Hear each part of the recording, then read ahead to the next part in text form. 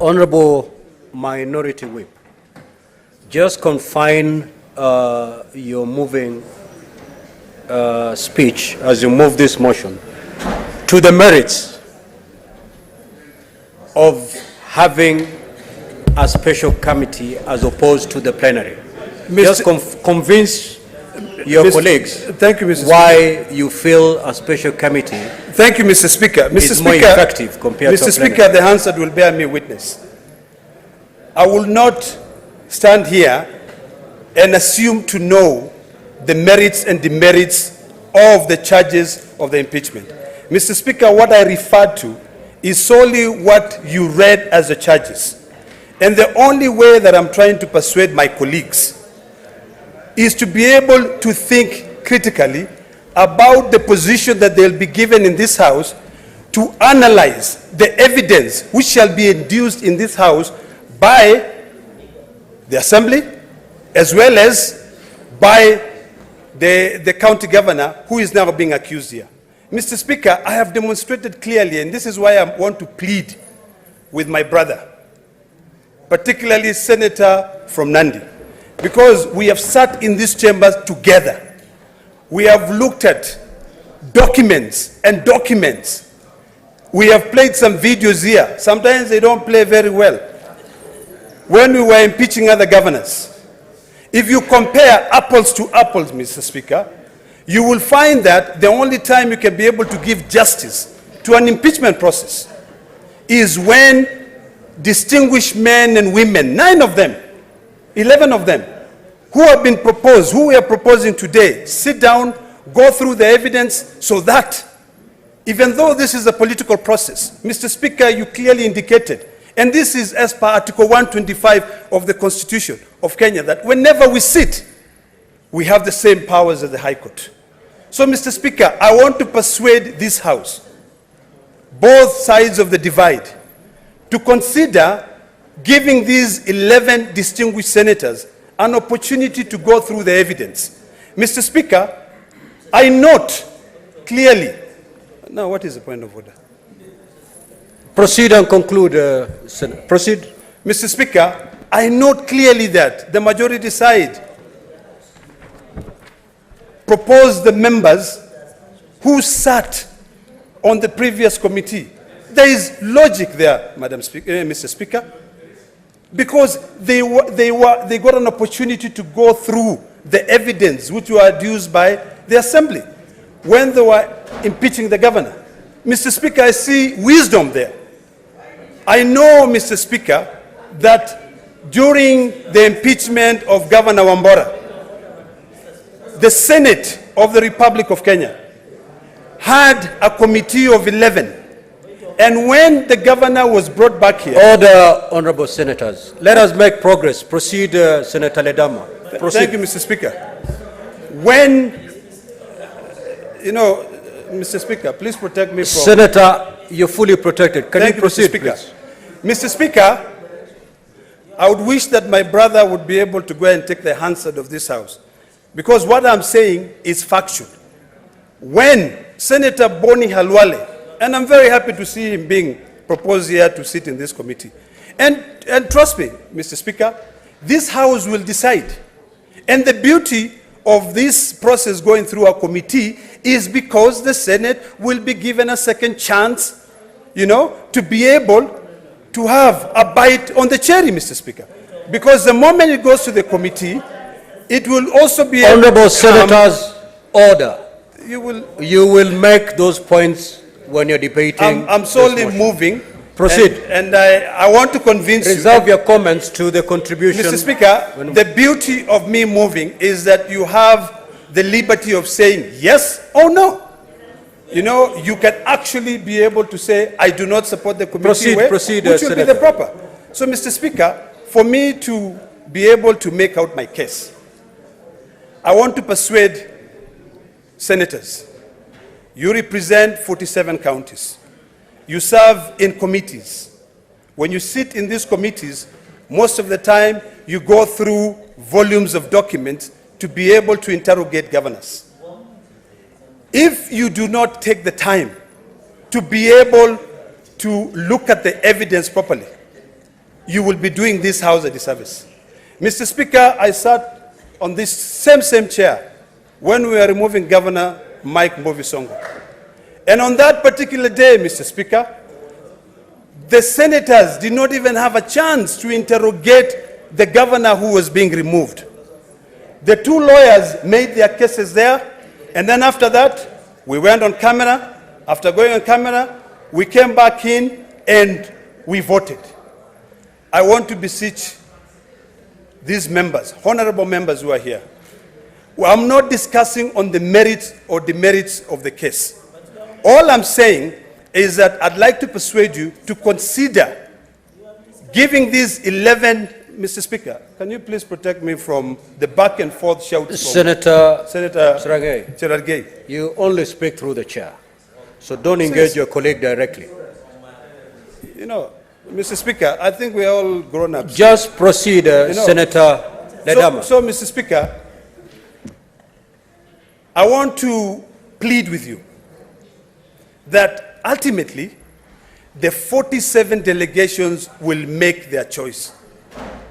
They will decide whether to impeach, to confirm the impeachment of the governor, or whether to give the governor another second chance to continue.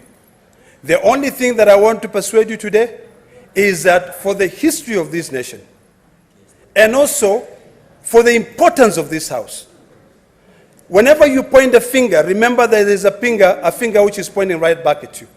And the impeachment process is a very painful process to go through. And it is important for us to know the consequences and also the unintended consequences. I don't really care how anyone votes. I think all of us will vote based on their own conscience. What I care is on the process of coming up to that vote. And this is why I want to persuade you that a committee will be able to give you and yourself and myself an opportunity to read a report that 11 distinguished members of this House would have already carried out an investigation on. They'll be able to tell you whether those charges have been substantiated or they have not been substantiated. Number two, Mr. Speaker, anything we do in this House goes on record.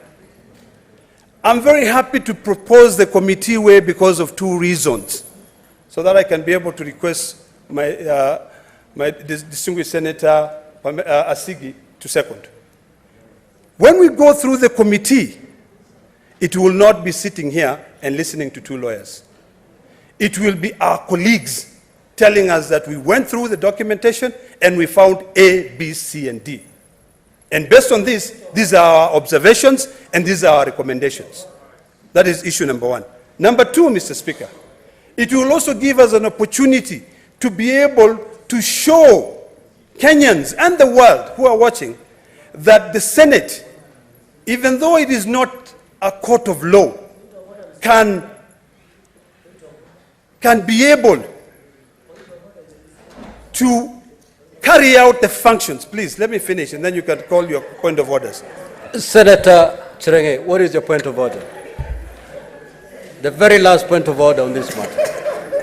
Mr. Speaker, I hope it's not the last for the day. I have several. Mr. Speaker, under Standing Order 105 of the Standing Orders and Standing Order 80, is it in order for Senator Ledama Olekina, the mover of motion, to mislead us and the public that when it goes to special committee, it is the only time the feedback is only through our members, yet he knows very well as a senior ranking member that when a governor appears through plenary, he or she has an option of either representing herself or himself or through legal representatives, Mr. Speaker. Is it in order to mislead the country that the only point, as per Standing 105, Mr. Speaker? No, stop pointing Senator at me. We are not in somewhere mandamano, my friend. Senator Stop pointing at me. Senator Cherargei. Senator Fonandi. No, Senator Sifuna, it is only the chair who determines whether a point of order stands or is overruled. So you've made your point of order. Kindly take your seat. Okay, thank you, Mr. Speaker. Take your seat. Senator Ledama, proceed. That does not warrant being called a point of order. Just proceed and conclude. Mr. Speaker, those are points of annoyance. Because, Mr. Speaker, I am not discussing the merits or demerits of the case. I'm only trying to demonstrate to my colleagues why I'm proposing the committee way. I want to plead with you to listen to me, give me an ear. Ultimately, you will make the decision. Because for me today, having been considering myself as a ranking member of this House, I've sat through maybe 4 or 5 impeachment processes. The reason why I'm suggesting to you that you should consider passing this resolution is because I have experience. Mr. Speaker, it will be upon the 47 delegations to make a decision on whichever way they want to deal with this matter. I've told you the advantages of a committee, and I've also told you the disadvantages of a plenary. The reason why I believe, and this is the point that I was trying to prosecute earlier, that a committee is which would be able to give the people of Meru and the governor justice, is because as we sit here, as per Article 125, we are sitting with the powers that we have are quasi-judicial. We have the same powers as the High Court. So when you make a decision, it is imperative and important that we become future-centric, in the sense that whatever decision we make today, when we stand here to defend whichever way, either to send the governor home or to save the governor, it is something which will go on record, and your children and your future generation will be able to look back and say, that house. Because, Mr. Speaker, I consider this house the house of union, the house of reason. This is the only house, Mr. Speaker, where a senator from Lamu, who has got maybe 120,000 people, will sit, 90,000, will sit with the senator of Nairobi, who has got about 5 million people, and each one of them will have 1 vote. That is why I say it is a house of union. We are called upon, Mr. Speaker, to oversight our counties.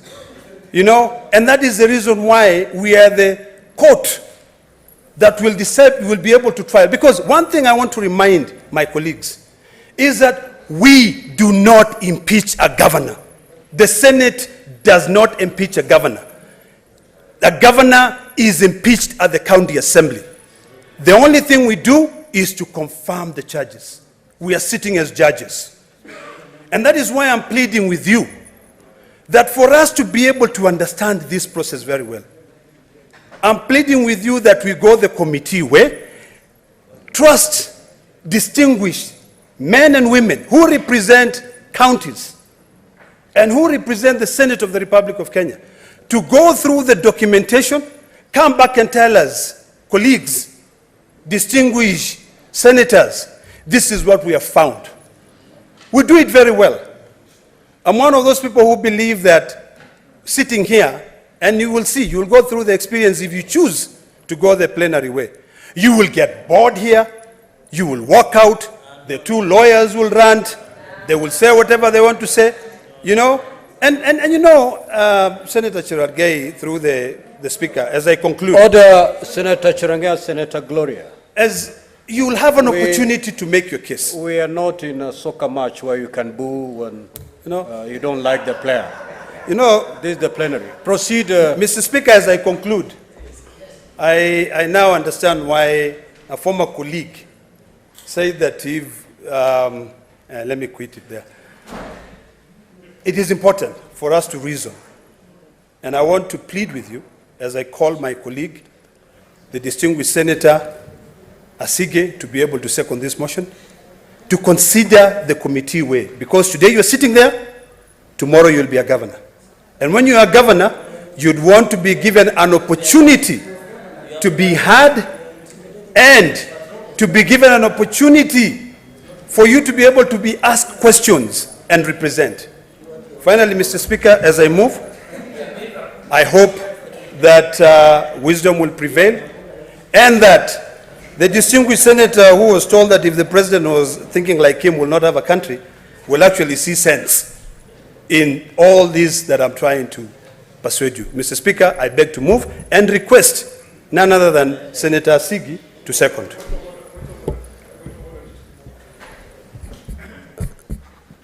Honorable Kajwang, you know you cannot stand on a point of order when there's no senator. Or, no. I'm afraid because he is done, he won't be able to come back.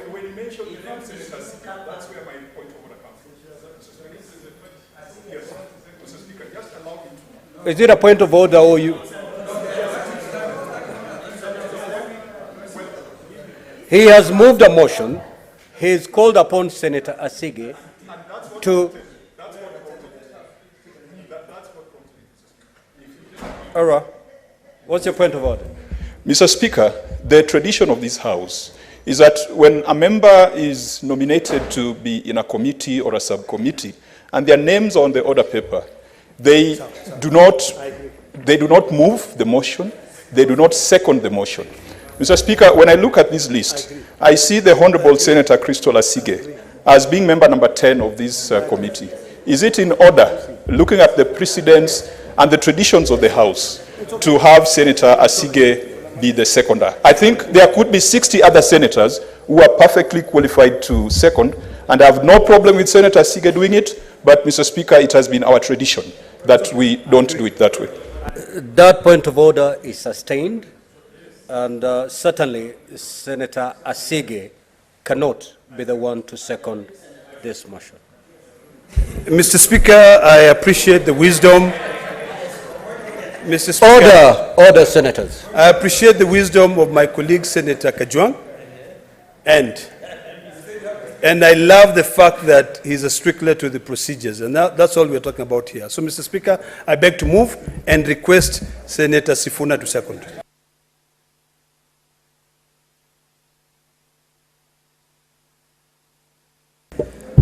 Mr. Speaker, I rise to second the motion by the Minority Whip, Senator Ledama Olekina.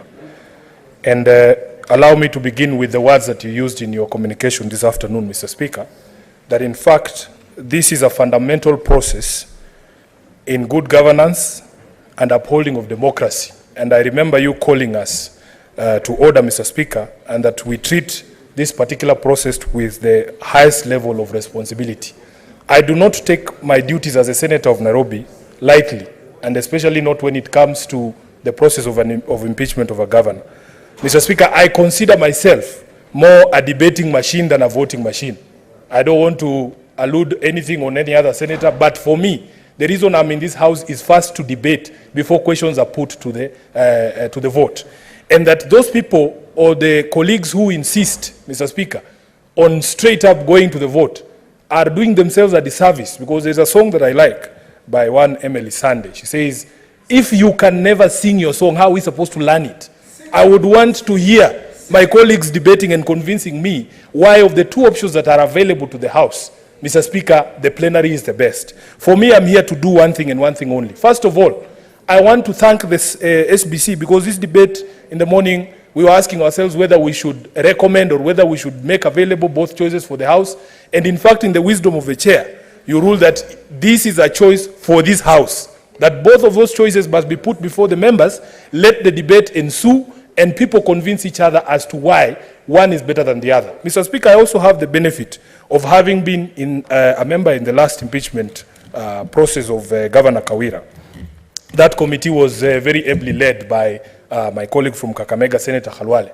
Mr. Speaker, I have come to be convinced that in fact the committee way is the best way when it comes to impeachment of governor, and I'll give the reasons as to my position. Firstly, Mr. Speaker, this is a serious matter, not just for the governor herself, but also for the people of Meru. As a firm believer in devolution myself, I want counties to work. We fight every day here to get extra resources for these counties, for them to be able to work. Nobody is happy when we have dysfunctional county governments. But, Mr. Speaker, also the threshold for removal of a governor has been set in the law. It is the responsibility of this House, Mr. Speaker, to find out whether on the facts and the evidence that threshold has been made.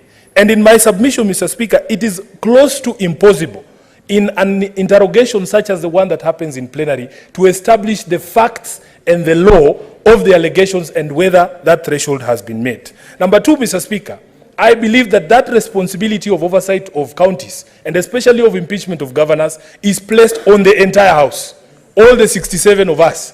I do not see why, for instance, anyone would want to strip themselves of a role in this process by refusing the committee way. Because, Mr. Speaker, one unique thing about the committee way is the only opportunity that our nominated colleagues get an opportunity to have a say in a matter as important as the impeachment of a governor. If you do not go the committee way, Mr. Speaker, as you know, when it comes to voting...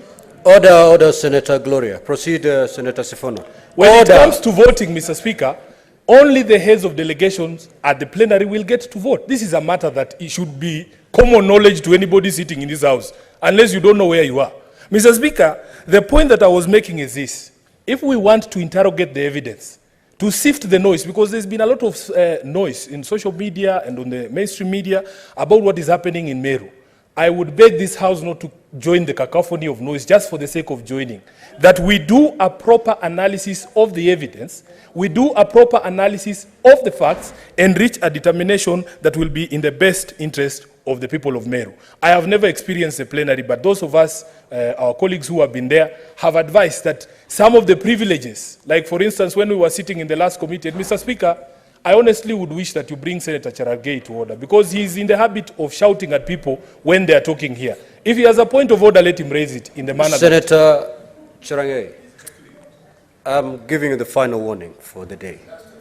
If you have anything, you speak through the chair. Don't engage your colleagues directly. Senator Kathuri, what is your point of order?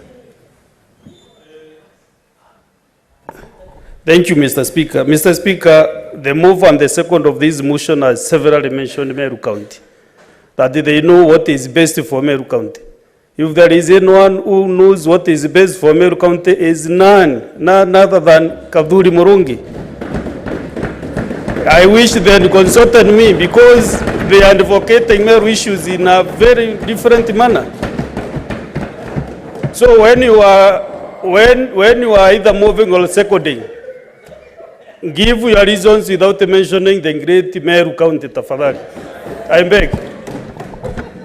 Senator Kathuri, that point of order is overruled. The role of the Senate is to offer oversight to all counties, including Meru. The motion that they're moving is the subject matter of this motion is Meru. You cannot make any contribution without mentioning Meru.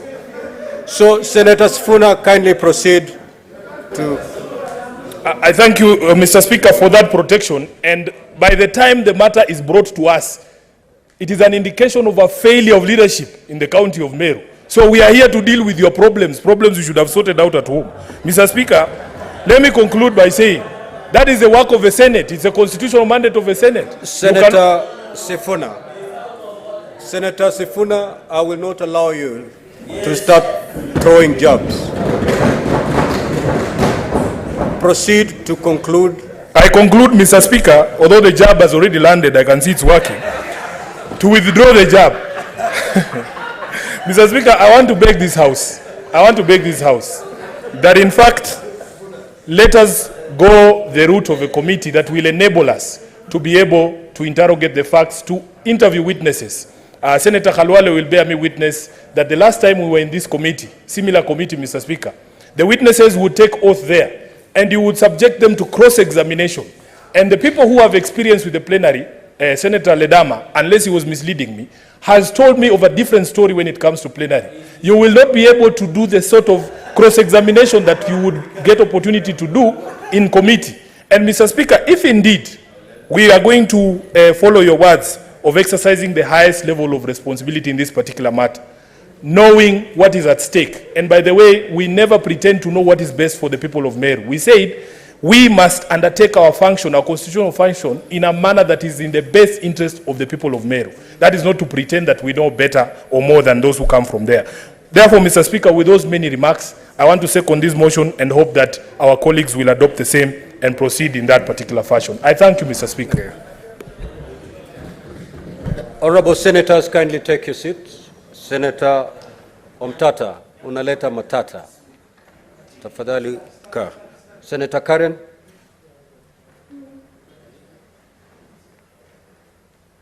Senator Shakila, kindly take your seat.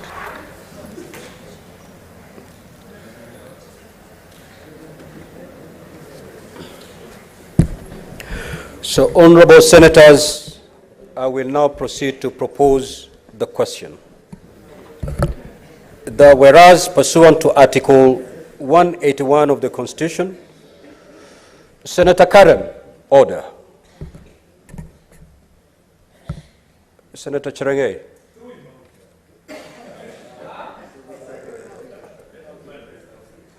If I'm to throw out Senator Cherengei, you may have to follow behind. So, honorable senators, allow me to propose the question that whereas pursuant to Article 181 of the Constitution and Section 33 of the County Governments Act, on Wednesday, 25th October 2023, the Meru County Assembly approved a motion to remove from office by impeachment Honorable Kawira Mwangaza, the Governor of Meru County. And further, whereas by a letter reference M/Cares Volume 4/43, dated 26th October 2023, and received in the office of the Speaker of the Senate on Friday, 27th of October 2023, the Speaker of the Meru County Assembly informed the Speaker of the Senate of the approval of the motion by County Assembly and further forwarded to the Speaker of the Senate documents in evidence of the proceedings of the Assembly. And whereas pursuant to Section 33(3)(b) of the County Government Act and Standing Order 81(b) of the Senate by resolution may appoint a special committee comprising 11 of its members to investigate the matter.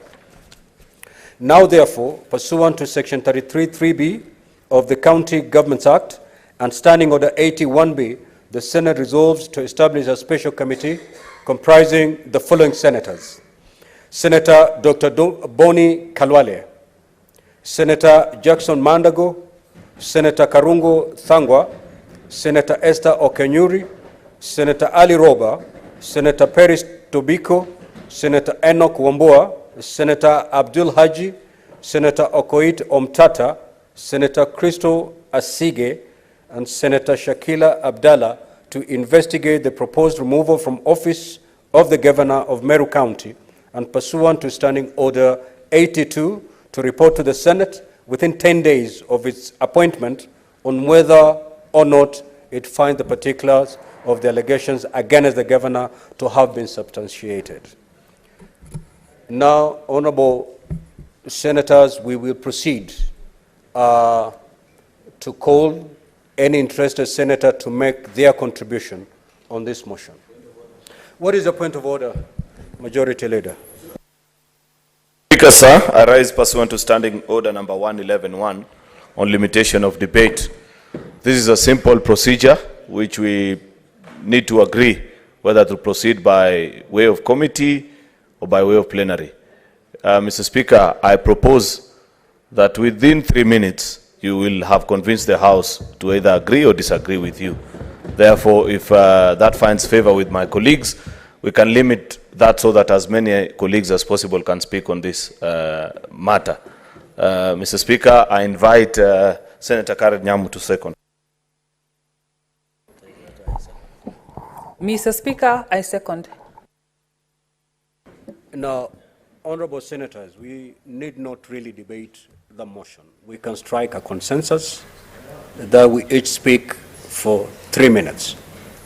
If that is the consensus, can we therefore proceed in that manner? Yes. 3 minutes it is. Senator Murango James Kamau.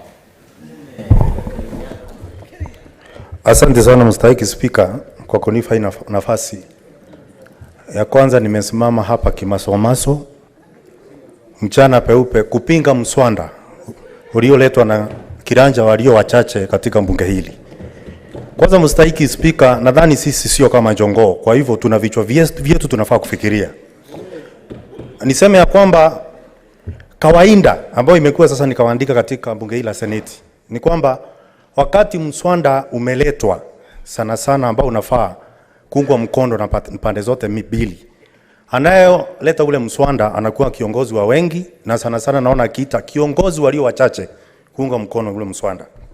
Mstahiki Speaker, mswada wa leo umeletwa na kiranja walio wachache na kuungwa mkono na aliyetoka upande wa wachache. Hiyo ni kusema kuna azimio fiche katika tendo hili.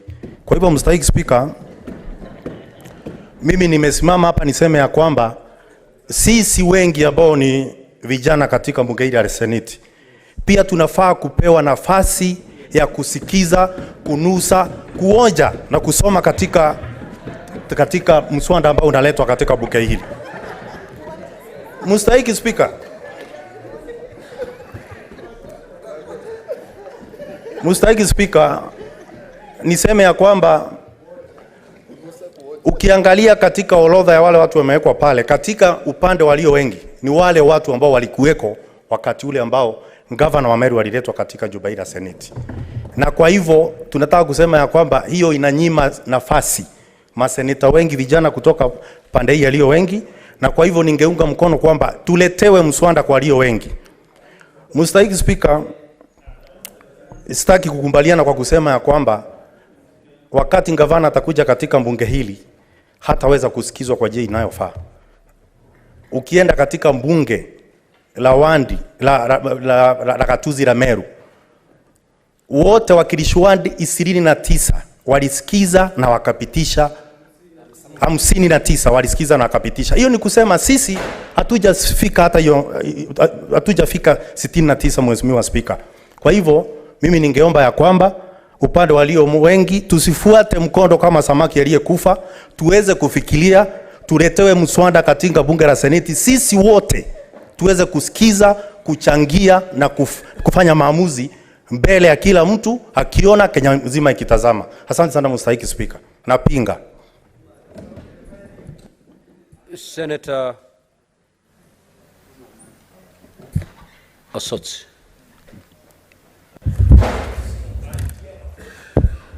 Thank you, Mr. Speaker, for this opportunity to also raise my voice on this matter.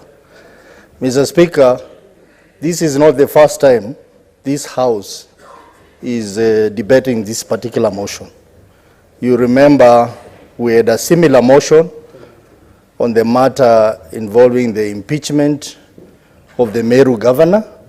We had a similar motion on the matter involving the deputy governor of Siaya. And this House, nearly 90% of the members supported the idea of the committee. And everyone who stood up gave very good and valid reason why we need to go the committee way. Sitting here and listening to the senator for Kirinyaga, I wonder what has changed, Mr. Speaker. Because we all said, and the answer is there, is the evidence, that we all said that for us to do a neat job, we will need to go the committee way and not the plenary way. So, Mr. Speaker, I just want to support the mover, Senator Olekina, that I plead with you members, let us go the committee way so that we can do a clean job, so that we can give the people of Meru the justice they're looking for. And at the same time, Mr. Speaker, we need to continue with this, the image that we have acquired as a Senate, that we are a responsible House that looks at issues critically before making a decision. Mr. Speaker, we don't want to have a situation where we'll come here, convert this House into a lynching house without looking at the issues very critically. Mr. Speaker, I've listened to your communication, Mr. Speaker. The last paragraph, Mr. Speaker, you have clearly stated that the principles and ideals of the Constitution must be adhered to in this impeachment process. Mr. Speaker, I fear that when we go the plenary way, we may not adhere to the principles of the Constitution, particularly on the issue of fair administrative action. Because the governor would require all the rights that that are provided for in the Constitution, so that she can. Senator Aaron Cheriot.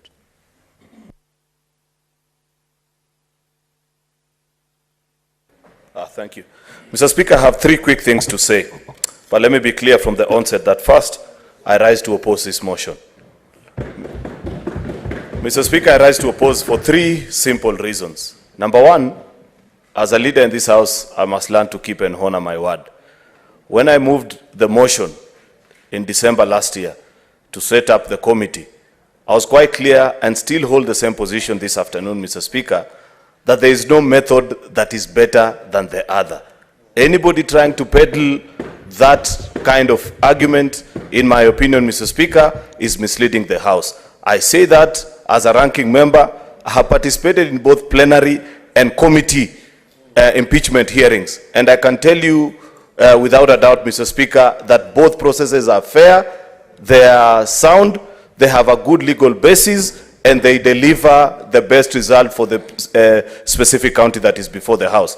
Therefore, Mr. Speaker, when I moved that afternoon, I promised the House that at the next time we get such an opportunity, it will be my proposal that we go the plenary way. And therefore, this afternoon, Mr. Speaker, I want to propose that the House goes the plenary way so that we listen, all of us, sit here calmly and understand what is the issue with Meru. Second thing, Mr. Speaker, is that we need a cleanup of our laws. Perhaps members are wondering, how is it that we found ourselves in this situation?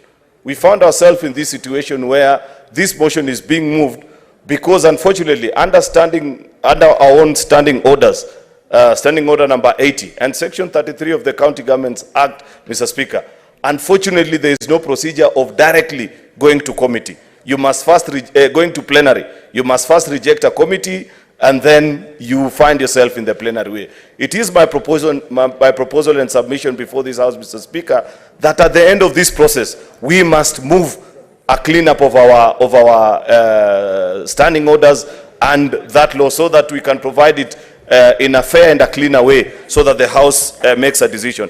Just like, finally, Mr. Speaker, the decision of the committee, unfortunately, if they choose to absolve the governors of the blame, that is the end of that particular process. That is something that we must review, Mr. Speaker, eventually when you are done with this process, so that the House can have a footing and a final say on such matters from start to finish, so that eventually all the 47 delegations of this House gather and make a decision. Finally, Mr. Speaker, I want to plead with our colleagues, even if you're pursuing a particular interest, don't be unfair on the House.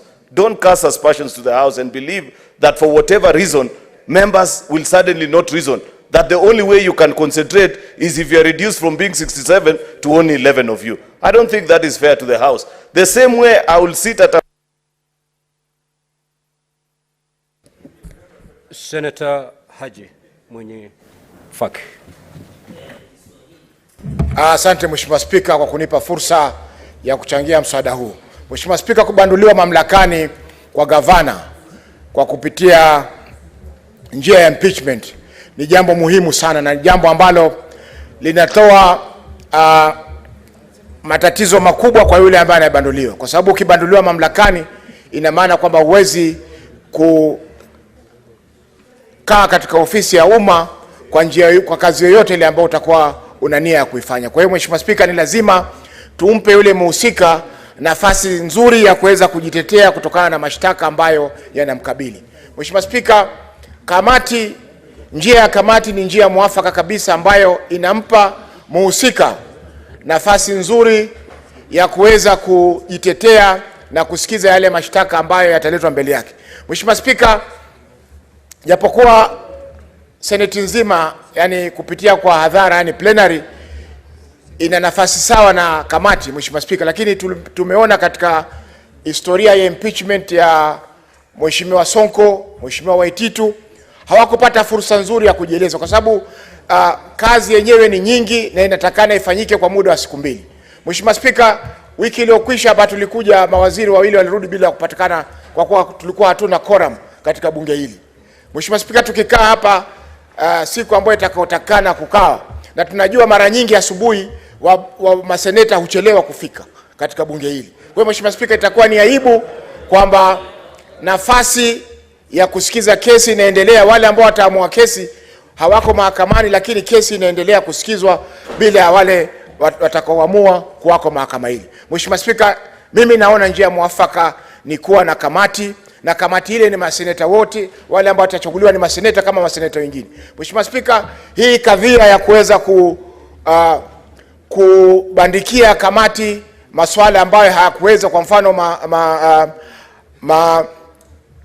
tuhuma za kupokea hongo ama tuhuma za kufanya kazi bila ya kuwa sawasawa, Mheshimiwa Spika, haifai. Kwa sababu seneta yeyote ambaye anahudumu katika kamati ni seneta kama seneta mwingine, Mheshimiwa Spika. Na kamati zote zinapokaa ni kamati za bunge la Senate. Kwa hivyo kadhia zote ambazo ni za kuhakikisha kwamba kuna haki na usawa zinafanyika. Mheshimiwa Spika, ningependa kusema kwamba nafasi ya kamati itakuwa ni ndio njia bora kabisa ya kuweza kusikiza madai ambayo yamependekezwa na bunge la kaunti ya Meru, na hiyo itawapa fursa watu wote wabunge wa bunge la kaunti ya Meru na Governor Kawira Mwangaza watapewa nafasi sawa ya kuweza kusikiza kesi ile na kutoa uamuzi ambao utasaidia kuleta haki na usawa. Mheshimiwa Spika, hatuwezi kuwa kama bunge hapa. Senator Mundigi. Bwana Spika, mimi nakataa kuundwa kwa maseneta 11 ya kusunguza mambo ya Senator Kawira, mambo ya Meru, kwa governor wa Meru, kwa sababu mnakumbuka wakati ule mwingine tulikuwa hapa na tukachagua Senator 11, na wakati walikuwa naangalia hiyo tukawa tumemrudisha na pia tukampatia onyo kali sana. Vile nataka kusema wale MCA 59. Senator Mundigi, hoja nidhamu yako ni gani, Senator Faki? Senator wa Embu amesema zungusa. Sasa sijui ni kuzungumza ama ni kuzungusha. That point of order is overruled. Just proceed, Senator Mundigi. Senator wa Mombasa, masikio yako haisikii vizuri. Mimi umekula miraa na dawa ya kulevya. Sasa nyamaza. Tuweze kuzungumza kusaidia watu wa Meru. MCA 59 walikubaliana mambo ya kutimua governor kwa sababu ya kusindwa na kazi yake. Either governor ni mama ama ni mwanaume, mpaka tuangalie vile. Senator Mundigi, kadri unavyochangia katika hoja hii, tafadhali na kusihi utie manani ile tahadhari ambayo nimepeana kabla hatujaanza mdahalo huu. Hatuzungumzi ukweli, uzito, usawa ama uchache wa ile kesi. Tunazungumzia mjadala ambao uko mbele yetu kwa sasa ni aidha kama Senate tuchague kamati ndio ifanye uchunguzi ama Senate mzima ifanye uchunguzi. Kwa hivyo tafadhali usiende nje ya mada hiyo. Naomba msamaha, ni uchungu ambaye nilio nayo kwa watu wa Meru, kwa sababu Bwana Spika, unakumbuka Embu tumeteseka kwa kipindi ya miaka 10. Na kama watu wa Meru wanasikia vile tulikuwa sikia, wanaona kwa sababu alikuwa jirani, mimi naunga mkono tuwe maseneta 67, tuangalie vile itawezekana. Kwa sababu tunajua wakati county 47 ni mambo ya kuangalia vile kuko. Kwa hivyo naunga mkono na kataa mambo ya hawa, tuweze kuwa sisi wote tuangalie itakuanji. Kwa sababu kama watu wanataka kulipisha, sioni vizuri, kwa kwa sababu wakati mambo ingine yafanyika hapa ni kwa sababu tulirudisha deputy ambaye ni wa Kisumu. Sasa leo hatuwezi kumbali yote mnasema mpaka tuende Senator 67. What is the point of order, Senator Kenya?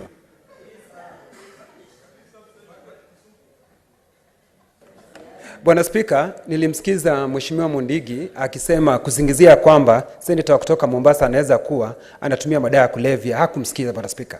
Ningependa ya kwamba alisema namna hiyo Bwana Spika. Alisema Senator Mundigi, just sit down. Bwana Spika, nukuu zetu Bwana Spika. Order senators. Alisema Bwana Spika, nukuu zetu ningependa ziondolewe kwa sababu Senator Faki ni senator wa nyumba hii, na kusema ya kwamba anaweza kutumia madawa ya kulevya si vizuri Bwana Spika. Senator Mundigi, ikiwa ni kweli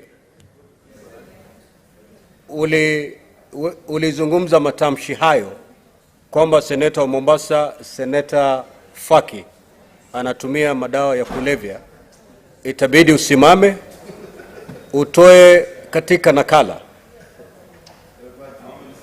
maneno hayo na tena uombe msamaha ndo uendelee kumaliza.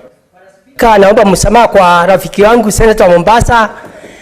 Labda Senator akusikie vizuri, sikusema mambo kama hayo, kwa hivyo kama nimeongea nimeomba msamaha.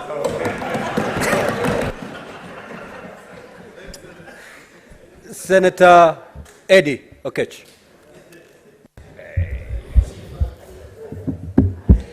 Mr. Speaker, I thank you for giving me the opportunity to contribute to this proposal actually by the minority whip. And I only have two things to say today, Mr. Speaker. The first thing is that, Mr. Speaker, anytime this kind of business come to this house, it is an opportunity for us as a house to rise above the politics of the day and give this house the status that it deserves. In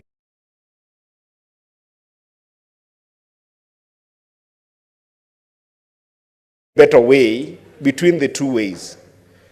But I think that there was wisdom as to why they were actually put that you can either consider two options. And for me, it is circumstantial. It's circumstantial to the extent that, Mr. Speaker, the first thing that we must consider is the sanctity of this house. And why I'm saying sanctity is that we don't want to take a process that can leave us to litigation in whichever way possible. And, Mr. Speaker, we have had a house that we have these. Mr. Speaker, you must control Cherargei. He keeps on making a lot of noise. Senator Eddie, would you wish to be informed by Senator Fernandi? Cherargei is the most uninformed person in this house. I wouldn't wish would you wish to be informed? No. It's either yes or no. I wouldn't wish to be informed by Senator Cherargei. So, Mr. Speaker, I want us to be cautious that we do not put ourselves in a situation whereby we are going to have litigations after this particular process. Number two, Mr. Speaker, the weight of this matter is exemplified by the fact that this particular county is bringing this issue for the second time in this house. I think that if that be so, then it behooves this house to make sure that there is absolute examination of every single issue raised in this particular impeachment. And, Mr. Speaker, we can't ignore the fact that if we do not take our time to examine, as thorough as a committee will do, then we will do a disservice to the people of Meru. I agree with the majority that both ways work, but the examination and justice that is needed will happen best when people are committed to examining those issues that have been raised. With that, Mr. Speaker. Senator Newton. Thank you, Mr. Speaker. I stand to oppose the motion to constitute a committee to hear the matter before the House regarding the governor, removal of the governor of Meru County. And for these reasons, Mr. Speaker. One, Mr. Speaker, this is the second time this governor is being brought for impeachment to this House. Mr. Speaker, the first time the governor was brought here, we appointed a committee. Mr. Speaker, they say only a fool does something the same way and expect different results.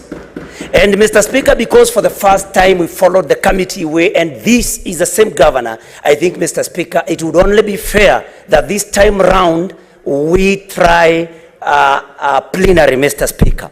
Number two, still on the same, Mr. Speaker, that this is the second impeachment happening in the same, within 1 year, Mr. Speaker. And I pray that you may protect me. What is your point of order, Senator Eddy? Please freeze my time. Mr. Speaker, I raise understanding order number 105 on imputing improper motive, Mr. Speaker.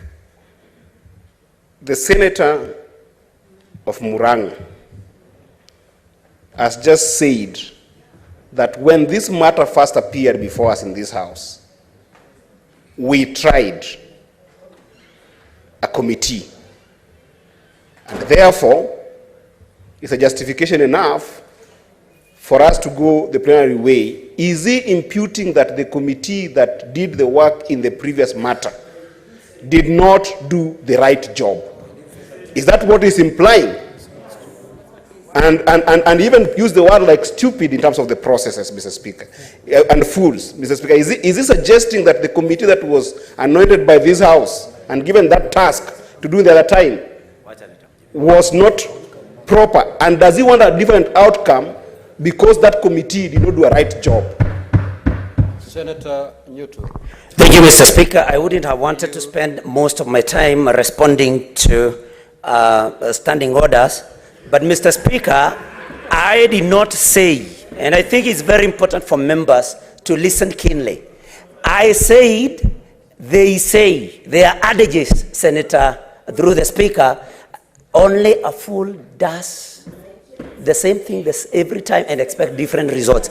That is not me that said that, Mr. Speaker. Allow me to respond. But, Mr. Speaker, I know he wants to distract me. So, Mr. Speaker, kindly allow me to proceed with my contribution. Order, Senators. Order, Senators. Order, Senators. Can you conclude your contribution? Thank you, Mr. Speaker. I was just about to say before the rude interruption from the Senator from Migori that, Mr. Speaker, the fact is that this governor is being impeached for the second time. The County Assembly of Meru is like doing an appeal, Mr. Speaker. And, Mr. Speaker, I have a right to be heard, Senator, and then they will raise their points, Mr. Speaker. So, take your seat, Mr. Speaker. Senator Newton, take your seat. And freeze his time, please. What's your point of order, Senator Sifuna? Mr. Speaker, I believe that this would fall under the ambit of anticipating debate, because what our colleague, the Senator, is saying is that there is a desired result. And that, in fact, if you go the same way, you will get the same result as last time, and that result was not desirable. What we are saying to him, Mr. Speaker, in accordance with your guidance, nobody should anticipate what result would arise from what process. That is what you guided us to do. So he should refrain in his debate from suggesting that somehow, and by the way, Mr. Speaker, there is no such thing as a second impeachment acting as an appeal. No. I believe, I have not read the facts and the allegations, that they are based on new facts and new allegations, and that they are being treated as a new case to be examined objectively on the basis of the facts and the evidence. So he is out of order, Mr. Speaker, and I would wish that you would rule on that particular objection. Senator Newton, the motion before us is a motion to have a special committee investigate this matter. From the onset, if I heard you correctly, you're opposed to it, and you favor the plenary. Convince your colleagues why the plenary is the best way to go, without necessarily going the route that Senator for Nairobi has just cautioned. Thank you, Mr. Speaker, for your guidance. I was just about to say, but you have advised me to avoid going that route. But I was just going to say that the second reason that I oppose this particular motion is because we have, from our side, the same members that had this, that did the first impeachment proceedings in this House, Mr. Speaker. And so that was my second reason. Mr. Speaker, I have listened to my colleagues saying that the committee way will be able to investigate the matter in a better way than the plenary way, Mr. Speaker. And my submission is that, Mr. Speaker, from what I know, 2 heads are better than 1. So, Mr. Speaker, I'm not convinced that when members are fewer, they'll be able to do a job. Senator Dulo.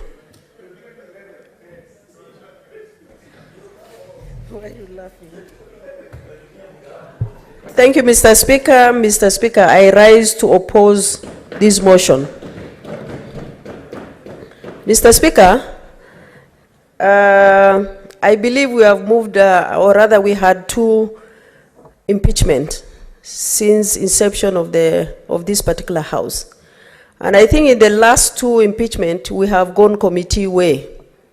So it's important also for the members who are new to really understand how the process of plenary goes.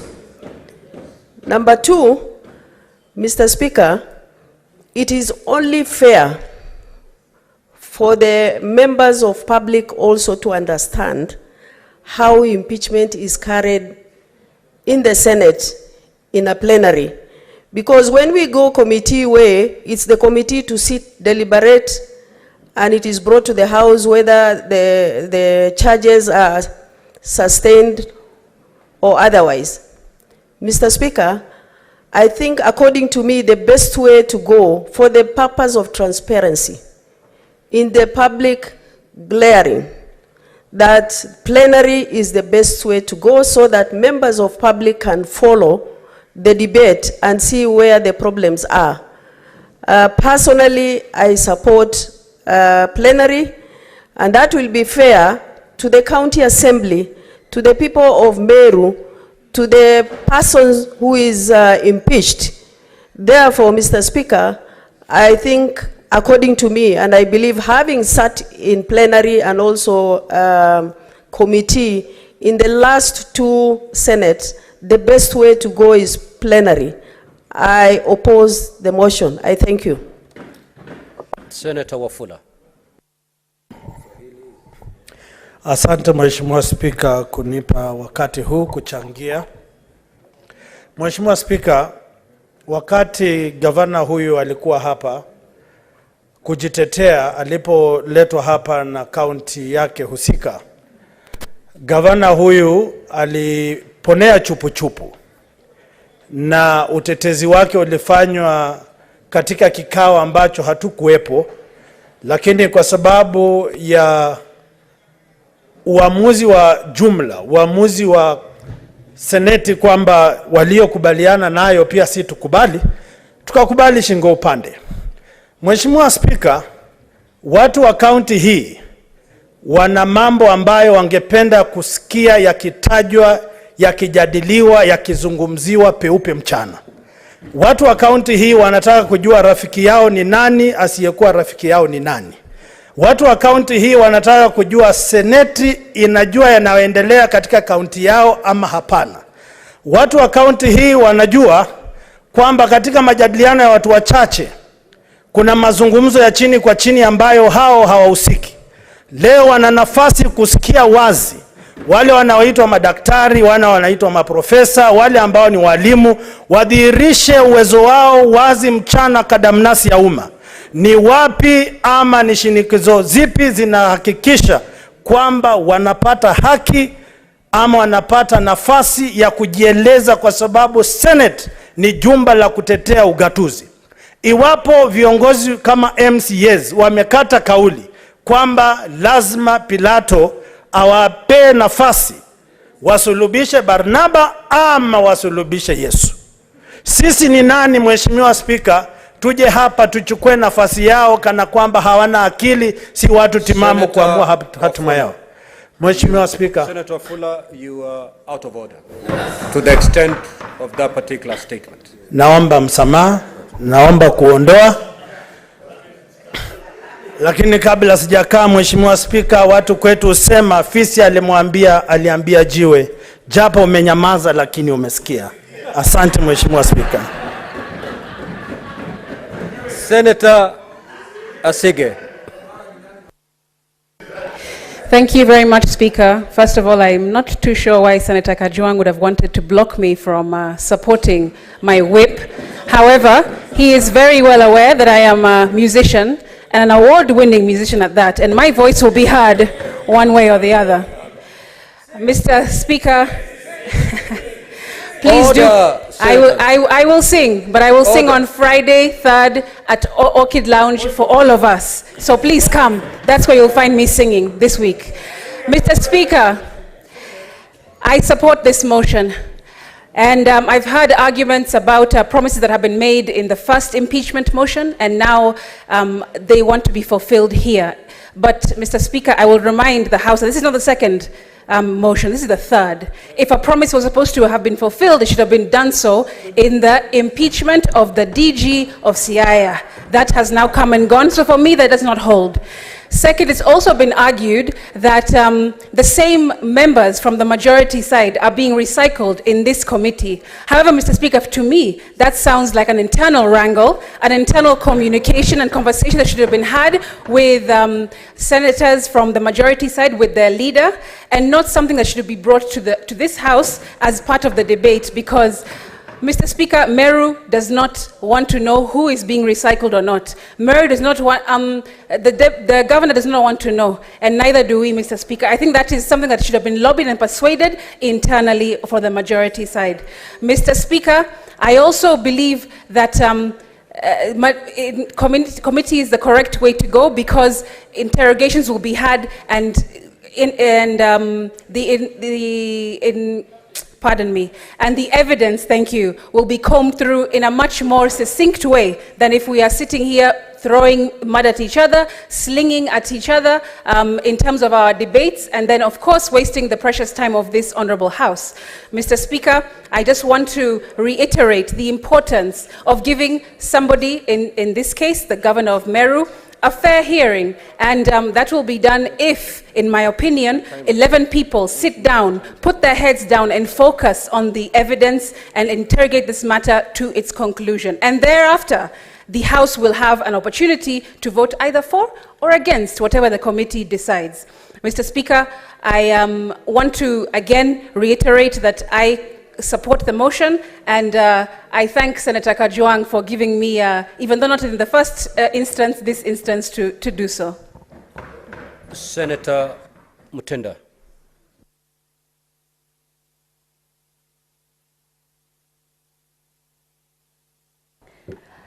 Thank you, Mr. Speaker, and I rise as a delegation of Meru to completely oppose this motion. One, Mr. Speaker, I want to state that as a new member in this House, it gives us an experience on matters plenary, because as Neal had promised last time, this was the way to go, so that even as a House, we can have the plenary experience. Further to that, Mr. Speaker, I have noticed that even in this motion contribution, I am the third female senator to contribute in this motion. This being a female governor, we want plenary because we want an opportunity to be able to have a feel as women senators, to be able to understand, is it leadership issues, is it other issues in this county? That is why we want plenary, so that all the voices of all the women in this House can be heard, so that we can be able to make the right decision for the great people of Meru County. You look at the list for the committee, the 11 committee members that have been put. I've had, if my mind serves me correctly, I think I've had only 3 female senators, We want a bigger voice as women so that our voices are completely heard on the contribution that we are going to make. When the people elected the honorable governor, it was not about not knowing that she was a female. We want as female to be respected. So we want our voices to be fully heard. They can only be heard completely through plenary in this house. So I continue rising and supporting that we go the plenary way so that completely we execute the issues of Meru extensively, massively, for the benefit of the people of Meru. The governor has been impeached again. Again, it saddens me because we were in the first line with Senator Gloria supporting and being happy that the governor has survived. Now again, it has come back. As on this particular platform, I want we try the plenary way so that we get now to understand the real issues. Also as leaders, as women, to understand the deeper issues. The only answer is on plenary. Thank you, Mr. Speaker. Senator Kavindu.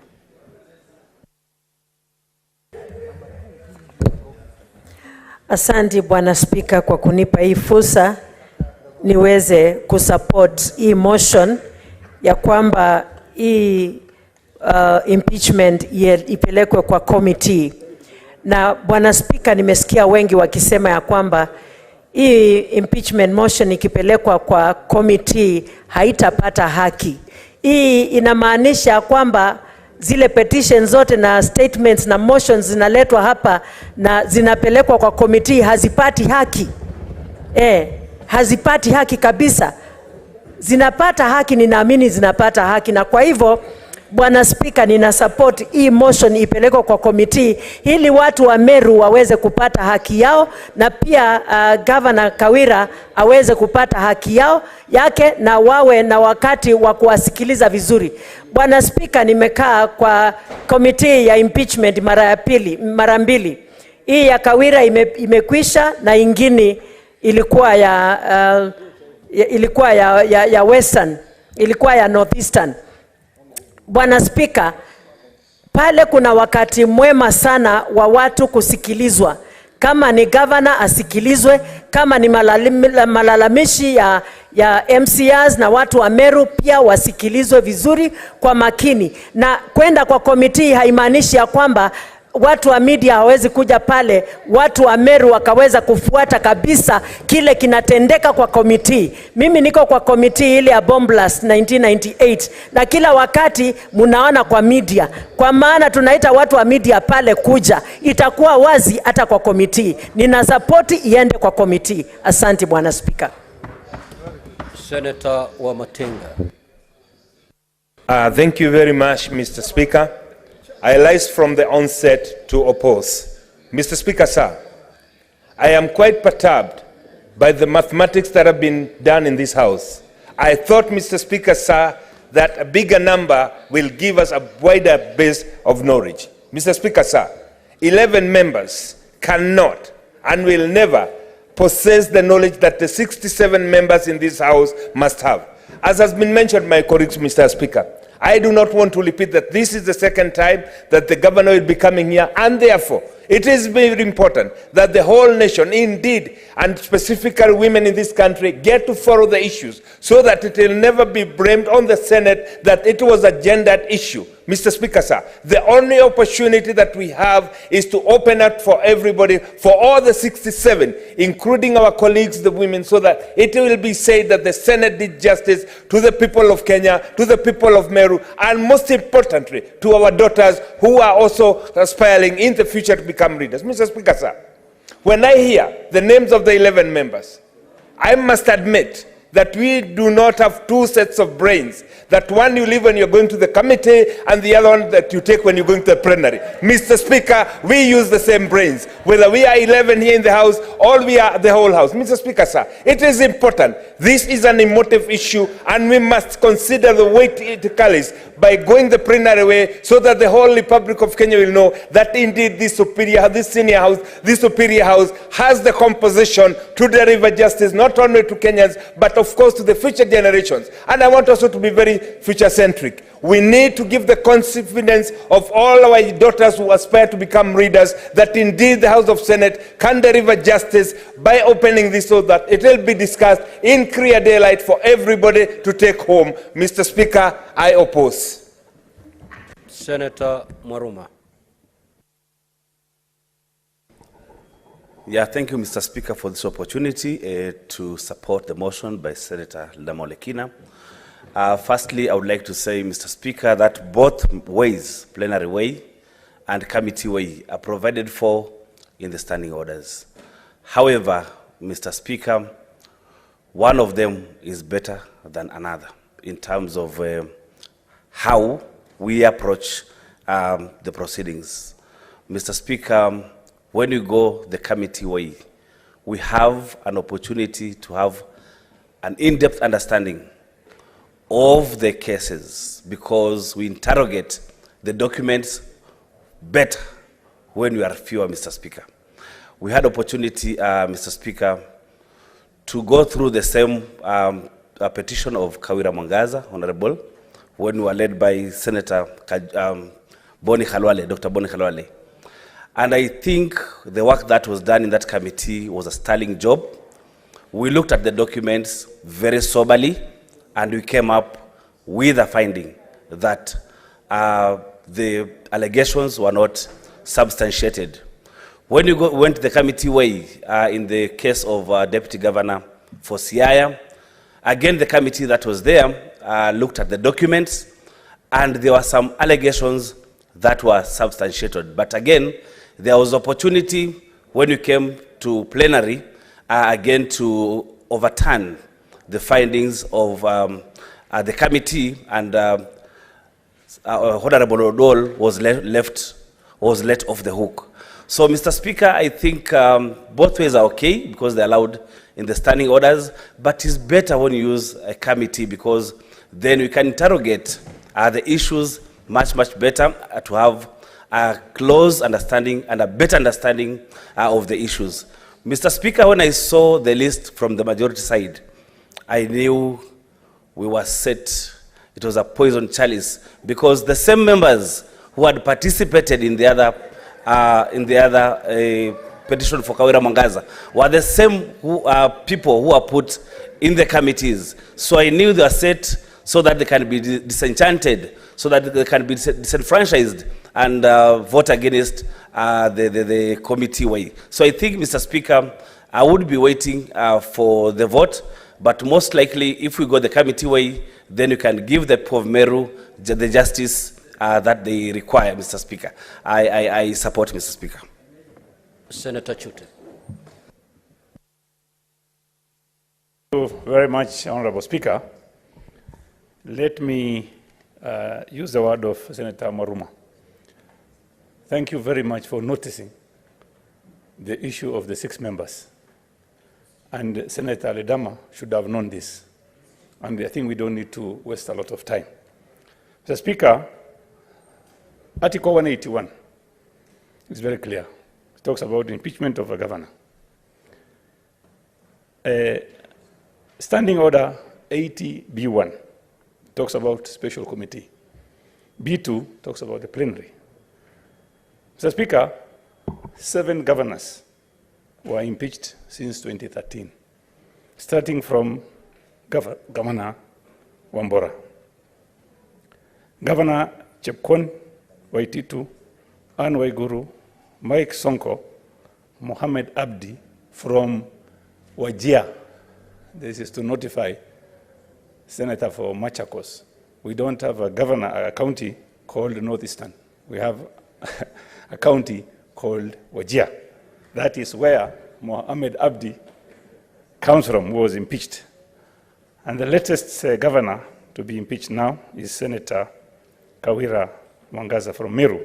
And also, we had an opportunity to have our guest here, Deputy Governor, Dr. William Odwol. William Odwol went through 11-member, Martin Wambora, 11-member committee, Chepkwony, 11-member committee, Anne Waiguru went through 11-member committee, and also Mohammed Abdi went through 11-member committee. And the latest one, the previous Governor Kawira went through 11-member. And Waititu went through plenary. And also,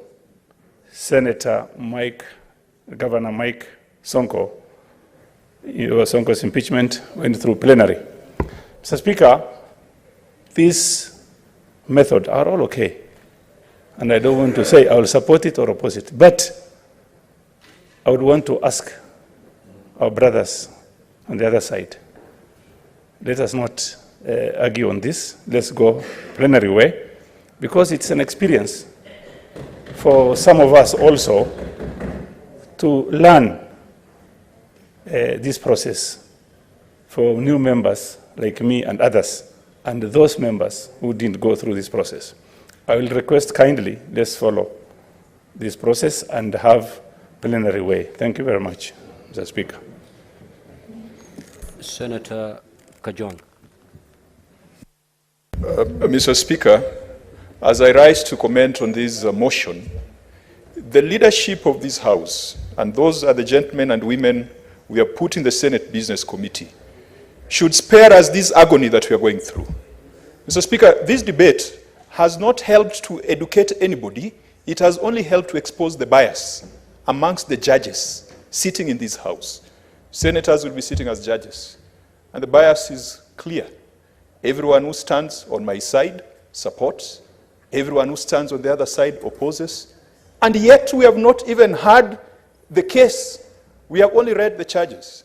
Mr. Speaker, in future, I want to encourage the SBC, because that is where the numbers are balanced, and we've got our leaders that we trust, and the leaders that we have entrusted with a mandate, to bring us a formula that will not be subjected to debate. Secondly, Mr. Speaker, the Leader of Majority referred to Standing Order number 80. What is the point of order, Senator Ledama?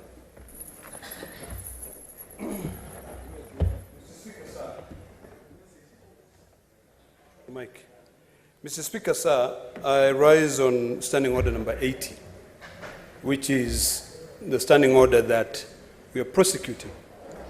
And I would not wish to disrupt my colleague and brother, who I respect quite a lot.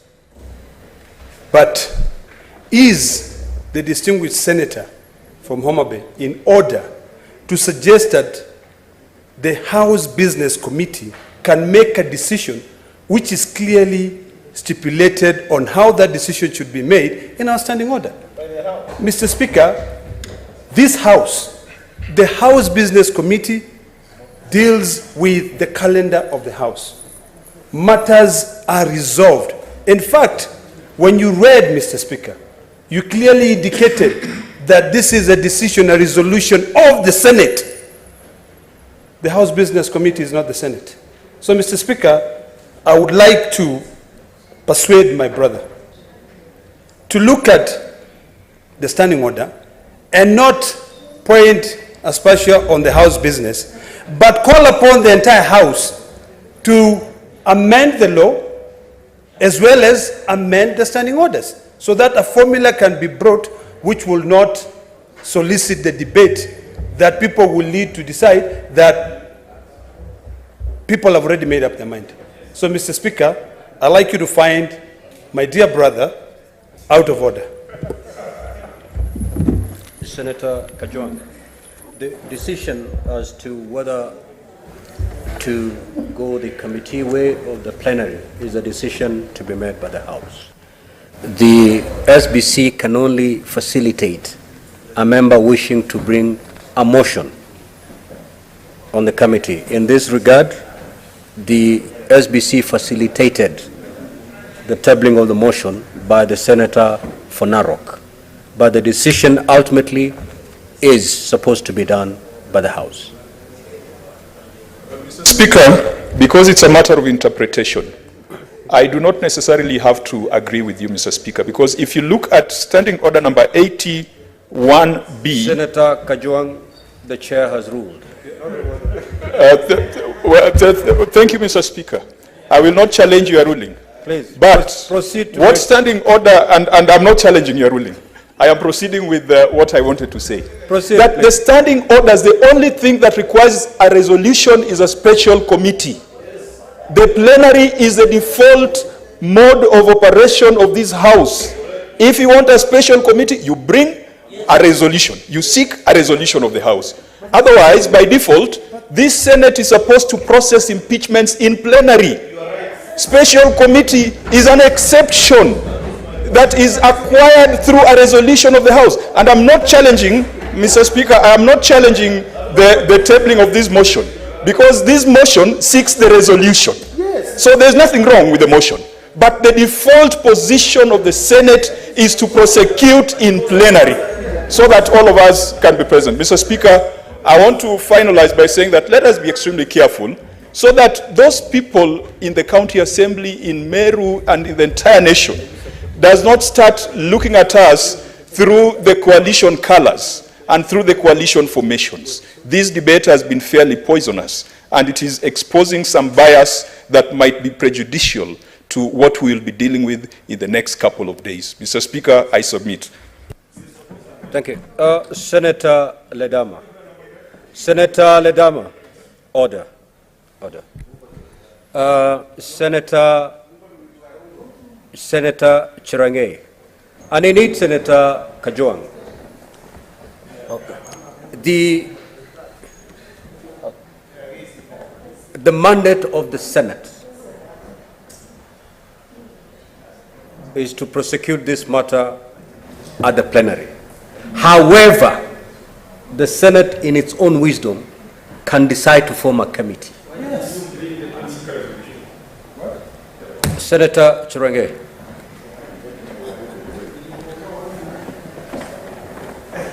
Mr. Speaker, I rise to oppose the motion from the onset on the 3 reasons. One, Mr. Speaker, the trophy and the defenders of devolution today in the afternoon, Mr. Speaker, sir, goes to the great members of County Assembly of Meru. Mr. Speaker, I hope many MCAs should benchmark with the wonderful work that the MCAs of Meru are doing. They have been very consistent and patient, and I want to laud them for taking the bold step, Mr. Speaker. You know, unfortunately, governors have made most of our MCAs as their partners in bad governance in counties, Mr. Speaker. This should be a warning to many county governors that when you have MCAs who play their rightful role of oversight, Mr. Speaker, then it is very important. So I allowed, Mr. Speaker. Number 2, Mr. Speaker, there are reasons as to why standing order number 80 and section 33 is very clear. Mr. Speaker, when we prosecute either by committee or by plenary, Mr. Speaker, I want to invite most of the colleagues who have never had the privilege and rare opportunity of prosecuting to do plenary, Mr. Speaker. What is the point of order, Senator Eddy? Freeze my time. Mr. Speaker, I rise with the point of order of limiting debates. Mr. Speaker, the Senator for Nandi has just prosecuted on this matter conclusively, stood in front of this House and gave a judgment on the work of MCAs and on the personality of the governor for Meru, which in his own wisdom, what you read as charges that were forwarded before us, the governor stands guilty. Mr. Speaker, the debate that we are having here is whether we are going to prosecute these matters on principle in committee or in the plenary. Is Senator Cherargei in order, Mr. Speaker, to make a judgment on substantive issues that we are yet to discuss as a House, Mr. Speaker? And Mr. Speaker, in your ruling, Mr. Speaker, I find this one grossly disorderly, Mr. Speaker. Given that you had given Senator Cherargei a lot of warnings, Mr. Speaker, and I think that he's doing this deliberately, Mr. Speaker, perhaps to actually disregard the orders that you're giving, Mr. Speaker. I think you should find him in order, Mr. Speaker, if it pleases you so, and throw him out of this House, Mr. Speaker, because he's reducing this House to a mere theater of jokes, Mr. Speaker. I rest my case, Mr. Speaker. Senator Chirange, I gave the guidance when I was giving the communication. What is before you is a motion to pass a resolution for special committee. Either you're for it or you're not for it. The substance of the impeachment cannot be the subject matter of any senator's contribution here. It's either you're opposing and you give the reasons why you think the plenary will be a better forum to handle this matter. Kindly avoid delving into the substance of the impeachment. Thank you, Mr. Speaker. I'm well guided, but in the words of Burning Spear, there is a saying that we are not all that stupid, Mr. Speaker. Mr. Speaker, I want to borrow in the words of Lucky Dube, Mr. Speaker, the reggae, that justice, fairness, and social equality should be the cornerstone, Mr. Speaker. Mr. Speaker, the reason I'm saying is we need to ensure that there are principles of natural justice. Mr. Speaker, plenary, Waititu case, Songo case, among other governors that were, we listened to, Mr. Speaker, through plenary, it gives opportunity to new members to learn.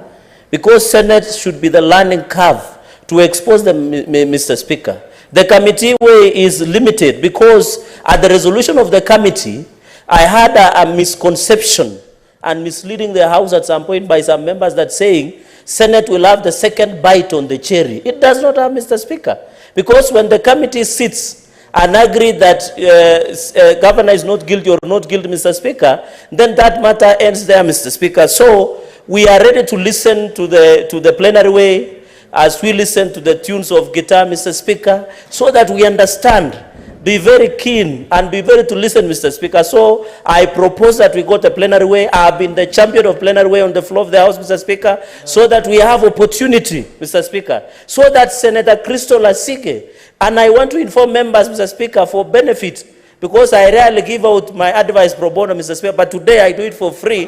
Mr. Speaker, you have opportunity to cross-examine, to analyze, to look at the documentation, Senator Okiya Omtata, so that when somebody moves to court, the way Senator Okiya Omtata moved, Mr. Speaker, they will not question that Senate did not consider, Mr. Speaker. Mr. Speaker, I oppose. Let us go to plenary way. And I thank my chair, Mr. Speaker. He is always brilliant. Senator Moses Otieno Kajwang is the man to watch. Senator Mungatana. Mr. Speaker. Senator Sifuna, I can only pick a senator from this side whose name is on the dashboard. As we speak, the names on the dashboard are all from this side. So if you wish to speak, proceed. Mr. Speaker, I just wanted to say something which hasn't been said, that you see, and honorable members who are practitioners in the courts, Mr. Speaker, when a witness appears before you, you have the benefit of looking at that witness. You see the eyes, you see the demeanor of that witness, you appreciate even the voice in terms of presentation, whether that person is actually telling the truth. You have the opportunity to feel that witness. Now, since this Senate is going to be sitting as a court, Mr. Speaker, it's fair, and I'm trying to, appeal to the legal minds on the other side, that, Mr. Speaker, since we are sitting what is your point of as order, a court, Senator Mungatana, kindly yield. I will yield. Mr. Speaker, thank you. I wanted, it's a point of clarification. Is the good Senator Mungatana trying to imply that people who cannot see will not be able to prosecute a matter? Is because we know very well that we even in Kenya have a judge who is blind, and he does a fantastic job and he does not see the witness's demeanor, their facial expressions, or anything else in terms of body language. So, Mr. Speaker, I would like some clarification from Mungatana if that point in his argument is actually factual. Thank you. Senator Mungatana, Mr. Speaker, be sensitive on this matter. I hardly wish to engage my very good friend, because we come a long way with the old man. So I don't want to go that way. But even if you have challenges in terms of visual challenges, Mr. Speaker, you still, when the witness is before you, you feel the voice. You feel it. And Mr. Speaker, especially for people who have been in these courts for a long time, you can actually tell whether a witness is telling a lie or telling the truth. So, Mr. Speaker, my point, which hasn't been said, is that we want the court, the entire Senate, to have the benefit of the witness. I want to see Kawira Mwangaza, because the last time I never saw her. I never saw her, I never heard anything from her. I just, the committee sat and then said she was okay. I want to see her. I want to see what is the problem. How does this person who is disturbing the entire Meru, how does she look like, Mr. Speaker? I just want to see. I support that we should have plenary. I oppose this motion. I thank you, Mr. Speaker. Senator Karungo. Senator Karungo. Thank you very much, Mr. Speaker. And I must thank you because I landed back today from Angola, where you had appointed me to represent this country at the IPU Assembly. And that shows that you have confidence in me. Mr. Speaker, the same thing I can say, whoever put my name on this motion to be a member of the 11-member committee has a lot of confidence in me. Because, Mr. Speaker, I really was part of that committee previously. Maybe probably I bring institutional memory, and probably I know a thing or two. And that's why I'm standing here, Mr. Speaker, to support this motion, Mr. Speaker. Mr. Speaker, I have to support it because I believe the committee work is supposed to investigate and, of course, substantiate the allegations. Now, how does a plenary investigate, Mr. Speaker? Mr. Speaker, I believe in the rule of law, in processes, because I know one day, one time, I'm going to be here, Mr. Speaker. What I'm trying to insinuate, Mr. Speaker, the only problem... What is the point of order, Senator Cheriot? Mr. Speaker, wouldn't it have been, I'm just curious, I've heard Senator Karungo say, how does the plenary do an investigation? Then my question to him is, how will you find out if you don't give yourself the chance to serve in a plenary? Because you've had the opportunity to serve in a committee. Do not be victim of the misinformation that is being peddled on the floor. I have told you as your leader, and I cannot mislead you, that there is nothing that you can do in a committee which you cannot do in plenary, including questioning the witness. That is more of a point of information than a point of order. Thank you, Mr. Speaker, for that information. I hope you freezed my time.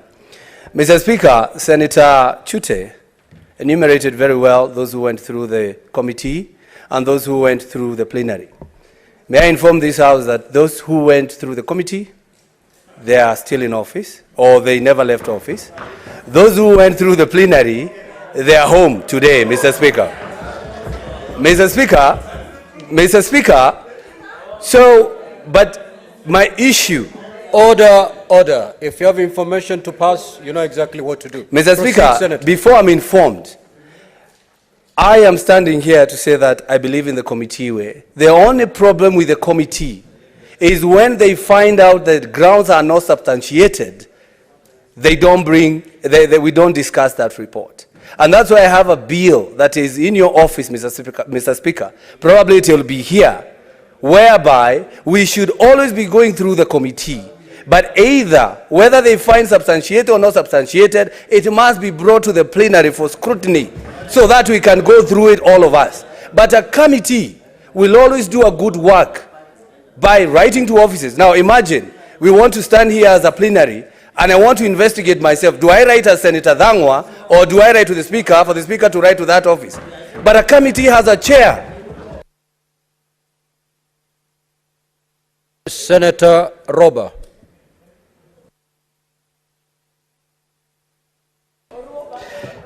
Thank you, Mr. Speaker. I rise to contribute to this motion before I decide whether to oppose or to support.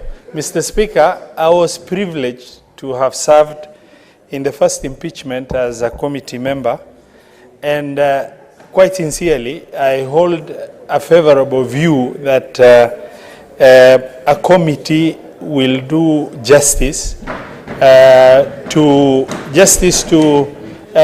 this impeachment process by getting the opportunity to be able to look in depth into the issues.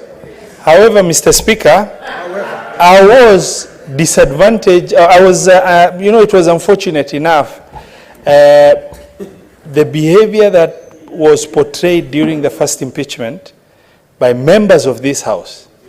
And members of this House were people who are not members of the committee who really went ahead to give even derogatory statements directly in the face of committee members in the most disrespectful manner, without any justification whatsoever, that has really put a lot of, question mark on, the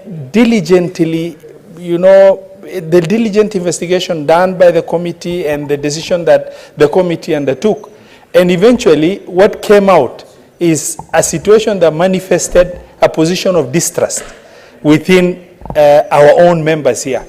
And I want to go on record for purposes of, for the benefit of the people of Meru County, for them to understand we are not prosecuting anything at the Senate right now. We're only trying to agree on modalities of execution of the responsibility before us, and as such, there's no predetermined position. We're only agreeing which both ways are legal. I incline, because of that bad experience and the position of distrust that was portrayed by members of this House, that maybe for the benefit of them getting to understand the treacherous work that the committees undergo, to give them the opportunity for that to be executed through the plenary as suggested. Both ways are legal, and Honorable Speaker, I am not responding to my brother Kajwang, but there is nothing wrong, with holding different views, in terms of whether A or B in terms of what is constitutionally allowed. And we're only taking that position. That is my take, Mr. Speaker. Thank you. I oppose. Senator Akinyi Beatrice. Thank you, Honorable Speaker. I rise to support the position that we go the committee way. One, Honorable Speaker, from the presentations earlier, one of the senators indicated that we should give new members an opportunity to also get the experience of the committees. And Honorable Speaker, I've seen in the names that have been forwarded, Senator Sige is one of them. She had not been a member of an earlier committee, and so I want to support. That will be a very good opportunity for her also to experience the committee way. And Honorable Speaker, that should also follow that a number of us that are new in the next time will also get an opportunity to experience the committee way of dealing with impeachment. And Honorable Speaker, the second reason why I want to support going by the committee is that committees are also... Order, Senators. Senator Miraj. Thank you, Honorable Speaker. The committee will also ensure that the matter is dealt with clarity, Honorable Speaker, because there will be fewer members, less time is spent in the deliberations. And so, Honorable Speaker, I support the committee way so that we also want to see the committee should also intensely study how over 3/4 of MCAs would vote against the governor, and that can only be determined by intensively looking at the matter in a more where less members are. I therefore support the committee way, Honorable Speaker. Senator Veronica. Honorable Speaker, thank you for this opportunity. I rise to oppose this motion for the reason that Standing Order 80 provides for the procedure for removal of a governor. It provides either for plenary and provides for a special committee. Mr. Speaker, when I look at the functions that are laid out in Standing Order 82A and B, Mr. Speaker, the function remains the same for both the special committee and the plenary, Mr. Speaker. And Mr. Speaker, just in line with the message you read to this House as you were detailing the charges that have come from the Meru County, it was clear, Mr. Speaker, that when Senate resumes as plenary or as a special committee to consider the charges that are levied against the governor, Mr. Speaker, either the special committee or the plenary will have the function to investigate the matter, and it will suit as a quasi-judicial body, Mr. Speaker. That means it will not be ordinary debate. It will be a body that will be investigative in nature. Any document that is presented, nothing will stop the Senate, the plenary, Mr. Speaker, from questioning any document, taking evidence, Mr. Speaker, calling and cross-examining any witness who appears before the plenary or the special committee. That is why, Mr. Speaker, I have found a bit of submissions that have been brought to this House almost not in consonance with Standing Order 80. There seems to be a misunderstanding. Some senators are thinking that when Senate recedes to discuss or investigate this matter, they will be operating as a normal debate. That cannot be further from the truth, Mr. Speaker. And if, Mr. Speaker, the plenary is not good enough, then the special committee is not good enough. So if the plenary is good, if the special committee is good, then the plenary is good enough, because the special committee will be drawn from the same body of senators, Mr. Speaker. It's not outsiders coming in here. It's the same group of senators, Mr. Speaker.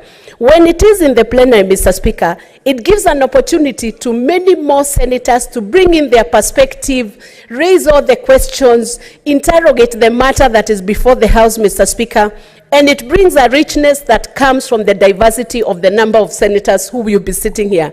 That is why, Mr. Speaker, I stand to oppose that motion and say that both should be treated equally, and what the plenary or the special committee will need to do is observe what is provided for under Article 50 of the Constitution to render a fair process to the governor when she appears here and to those who are complaining against the governor, Mr. Speaker. And for those reasons... Senator Karen Nyamu. Thank you, Mr. Speaker. And Mr. Speaker, I have listened very carefully to my colleagues who are supporting the motion to have this process done in a committee, and I cannot state a single reason. They say no process is better, but the committee is better. Mr. Speaker, barely 1 year since Governor of Meru, Governor Kawira Mwangaza, appeared before the Senate on an impeachment motion. She is back again. And Mr. Speaker, the day that it was ruled in the County Assembly of Meru that the governor had been impeached, headlines were flowing. The conversation was national. And Mr. Speaker, such a matter that has elicited such interest, such national interest, it is proper as a House that we make the decision to have the plenary process, because it is more transparent, it is more inclusive. Kenyans want to know what is happening in Meru. And this process is going to give even an integrity to this House, because it is going to be open. Nothing is being done behind closed doors. And Mr. Speaker, A motion that Sifuna supports with so much vigor, I cannot be part of. Senator Sifuna, sorry. I must oppose it because for reasons best known to me and my other colleagues who agree with me. So, Mr. Speaker, we have precedents have been set before of successful plenary sessions that executed impeachment processes. Successfully, some saved the governor and some sent the governor home. So, Mr. Speaker, let this House rise to the occasion and do what the country is expecting of us, which is to make this process as open as possible to everyone. Thank you, Mr. Speaker. Senator Miraj. I'm joking.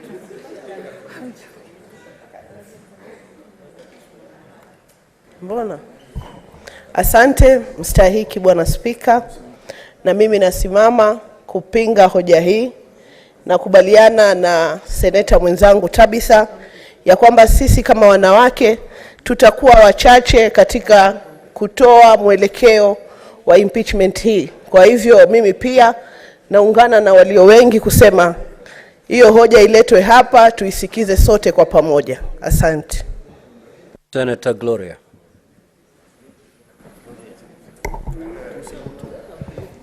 Thank you, Mr. Speaker. As a staunch defender of women and women's rights, I stand to oppose the motion that has been tabled by Senator Ledama. Mr. Speaker, I've been on record talking about fair hearing. I've been on record talking about transparency, Mr. Speaker. And I believe wherever Governor Kawira is seated and watching and following, I believe that I speak on behalf of her thoughts today, that she wants to come to the public finally to defend and to tell us what is really happening, Mr. Speaker. And plenary offers her that opportunity, Mr. Speaker. As women leaders, we are tired of people insinuating that we are flower girls, insinuating that we are being protected. Let her come to plenary, Mr. Speaker, and defend her leadership and defend what she thinks or she assumes is good governance, Mr. Speaker. Because as women of this country, women leaders, Mr. Speaker, we are tired of being assumed. So, Mr. Speaker, I support that we go for plenary. Number two, Mr. Speaker, I want to say this, that I really want to question, since the last report was tabled of Governor Kawira's impeachment, how many of the 67 senators have actually read that report and can actually tell us that these were the grounds of letting her go? Mr. Speaker, we all know that we trust the committees to do the job and we trust their leadership, Mr. Speaker. And so therefore, when the report is tabled, we trust that the committee has done a good job. But for once, Mr. Speaker, especially for us new senators, we want to interrogate all these questions that are being raised concerning her impeachment, Mr. Speaker. And I stand here, I'm saying this as a staunch defender, a devoted and committed woman leader who really supports women leadership. We would like to see Governor Kawira in plenary so that she can be able to speak on her own behalf and even defend women leaders who are defending her out there. And if she's found guilty, Mr. Speaker, I will be the first one. I'll be the first one to say this woman must go home. And if she's found innocent, Mr. Speaker, I will be the first one again, yet again, as we walked with her down these corridors, to walk with her and show people that women leaders can be given a chance and they can deliver. So I don't think that there's an issue of what we are debating. Let Governor Kawira come to plenary and defend her position. Thank you, Mr. Speaker. Senator Sige.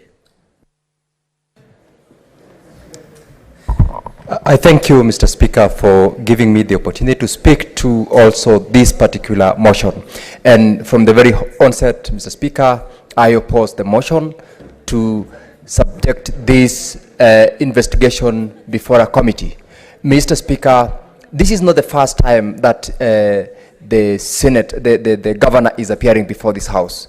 And this is not the first investigation or impeachment motion that is brought before this House. From the time the Senate was established, we've had 13 out of 13, Mr. Speaker. 3 have gone through plenary, 10 have gone through the committee. There is no harm if this one goes to the plenary, and for the following reasons, and that is why I'm opposing the motion, is that the accusation that if it goes before the plenary, there will not be proper or appropriate investigation is not founded on any basis. The team of senators in this house, whether from the minority or majority, will apply their mind. They will investigate on the evidence that will be brought before the house, subject the governor to an inquiry, and she will be given an opportunity to defend herself.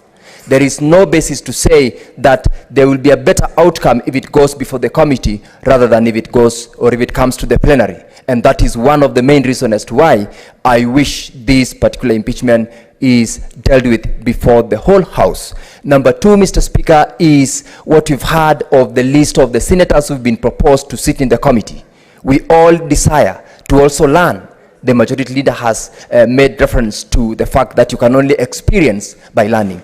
We also desire to have an opportunity to question, to investigate, and to inquire from the governor before the plenary, because not all of us are able to fit into the 11-member committee.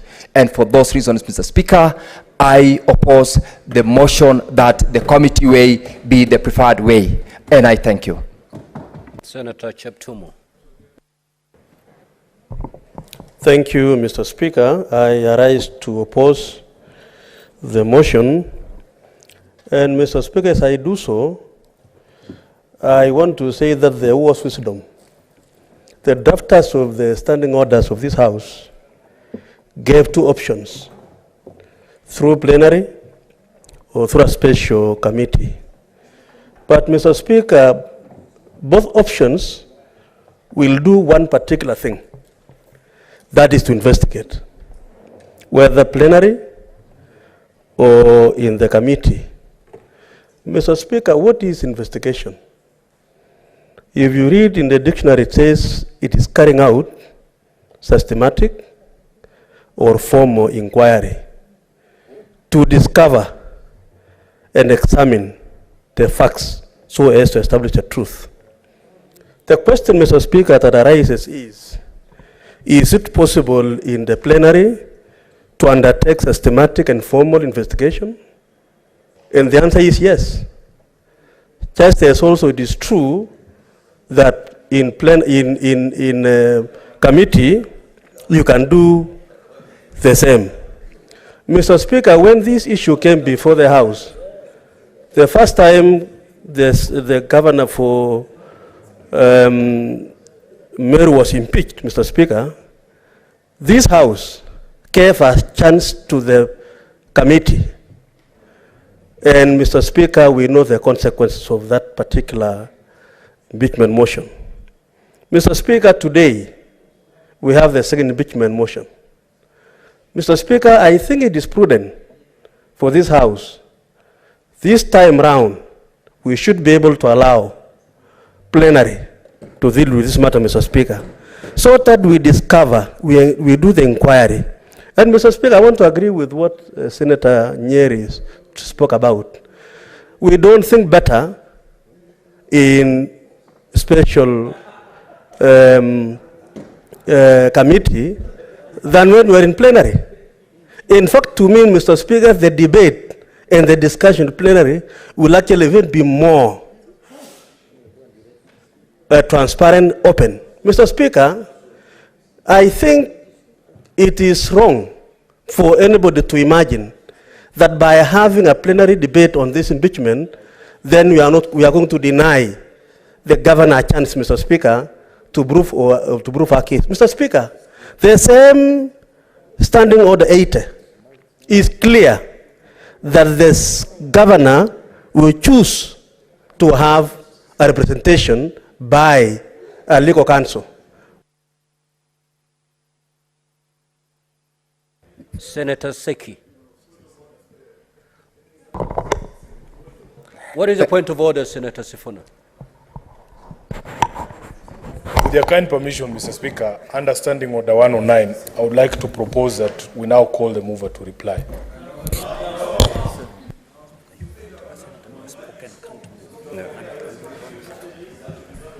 Senator Sifuna, go to Standing Order 110.4. I'll just read it for the benefit of your colleagues and yourself in particular. 109. 1093, in fact.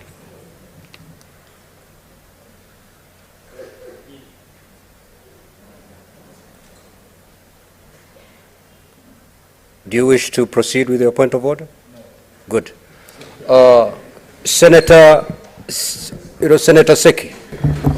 Thank you, Honorable Speaker.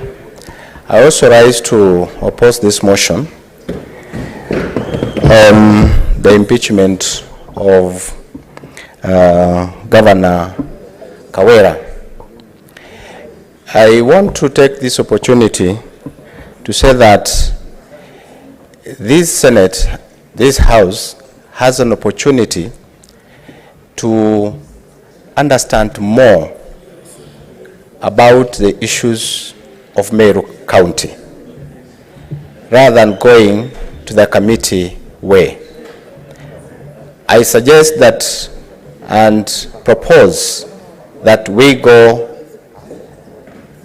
the plenary way, because it will give us opportunity to hear for ourselves, to see what is happening in Meru County, and understand more problems that are coming from the governor herself. I want to take this opportunity to say that going the committee way, we tried that, and it is another chance that we also experience this opportunity to go the plenary way. I want to say that, yes, it is true. We have seen this House going through committee ways in different or with different governors that who have been impeached. But I believe that this process of plenary will give us a chance as new senators also to debate and also to give our contribution as delegations of counties to this motion. So I think I do oppose this motion. Thank you, Honorable Speaker. Senator Kisang.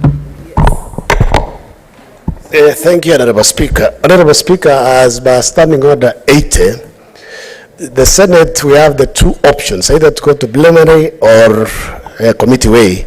I want to speak as the chair of, I was the chair for impeachment motion for Deputy Governor for Siaya, and during that particular impeachment motion and process, Honorable Speaker, we were able to give both sides, the accusers and the Deputy Governor, enough time.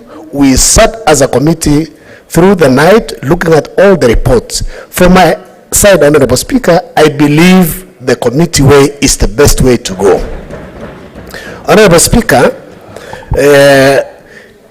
members have an issue with the 6 members from Kenya Kwanza side who sat December last year when they were presiding over the impeachment motion for Kawira.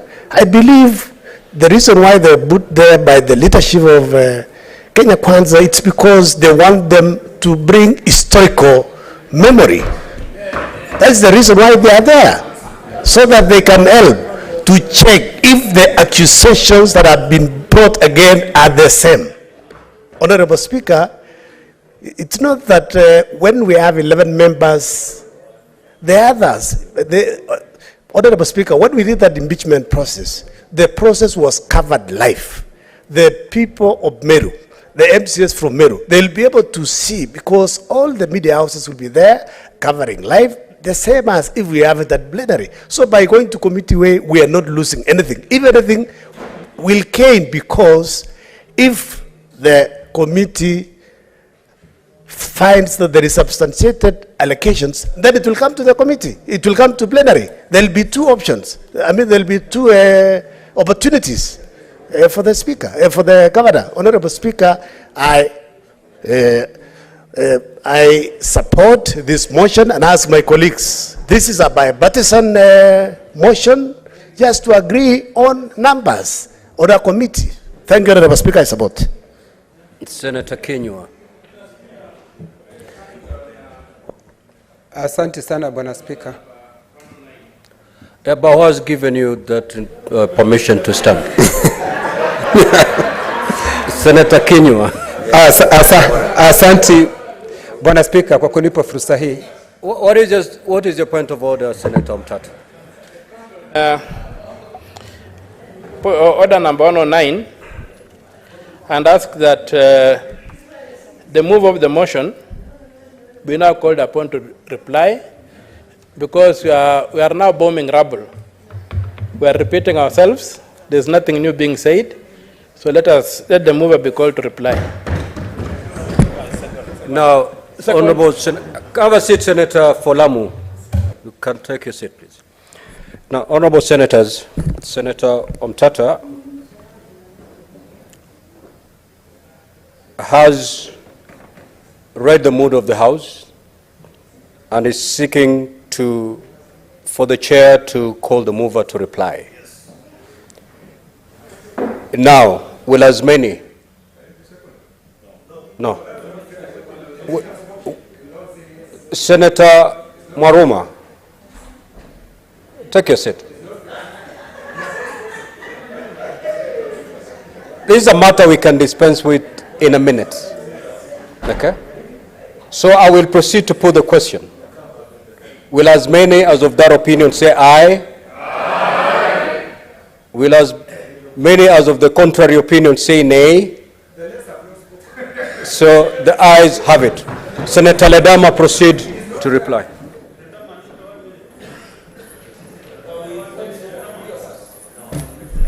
Mr. Speaker, I thank you for this opportunity. I rise to reply.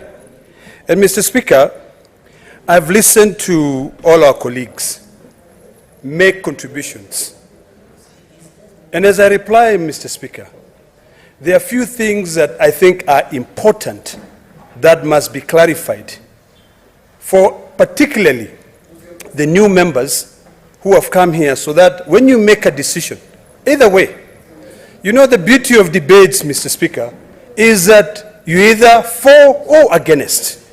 My job is to persuade you to find it fit to support the motion, but with reason. Debates, when I was in school, I was taught that debate enriches skills. It also challenges you to be able to think outside the box. Mr. Speaker, during the submissions of our colleagues, one of our colleagues have indicated clearly that it is important for the governor to be able to come to this plenary so that she can be able to defend herself and all senators get a chance to cross-examine her. Mr. Speaker, I want to correct that assertion. When we sit as 67 members of the Senate, we'll only sit as a jury. The only thing we can be able to do is to seek clarification. You will rise and say, can you please clarify what you just said?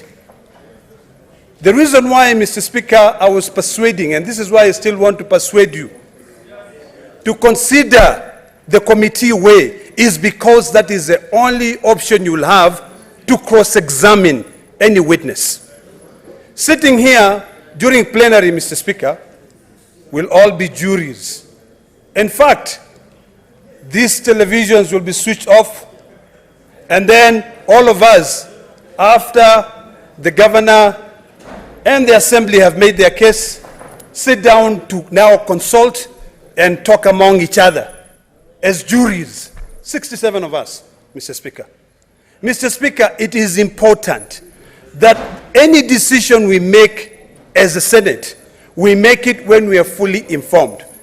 Mr. Speaker, I want to persuade the new members who have made an argument that they have not been given an opportunity to be able to experience a committee, and they want to be given an opportunity to participate in an impeachment motion. Mr. Speaker, on our side of the divide, we propose new members.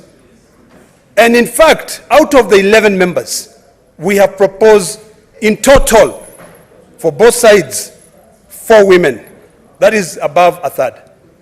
Mr. Speaker, it is important for us to note that we are discussing about precedents. We are discussing, Mr. Speaker, about procedures, whether committee, whether plenary. If you are sitting there thinking that in plenary, you will get an opportunity to cross-examine a witness, the news is you will not be able to do that. You will only be a jury. So those are the issues that we must consider, Mr. Speaker, order, senators. as we make our decision. Senator Boni, and Senator Kisang. Thank you, Mr. Speaker. Mr. Speaker, we are a new democracy. In fact, now I'm happy that soon we'll be celebrating 60 years of independence. We have chosen a presidential system of governance.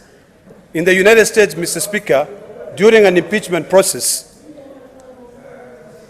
a group of representatives who are referred to as managers prosecute the matters and then submit. Once the charges have been read, they prosecute the matters and then submit a report for the full House to debate.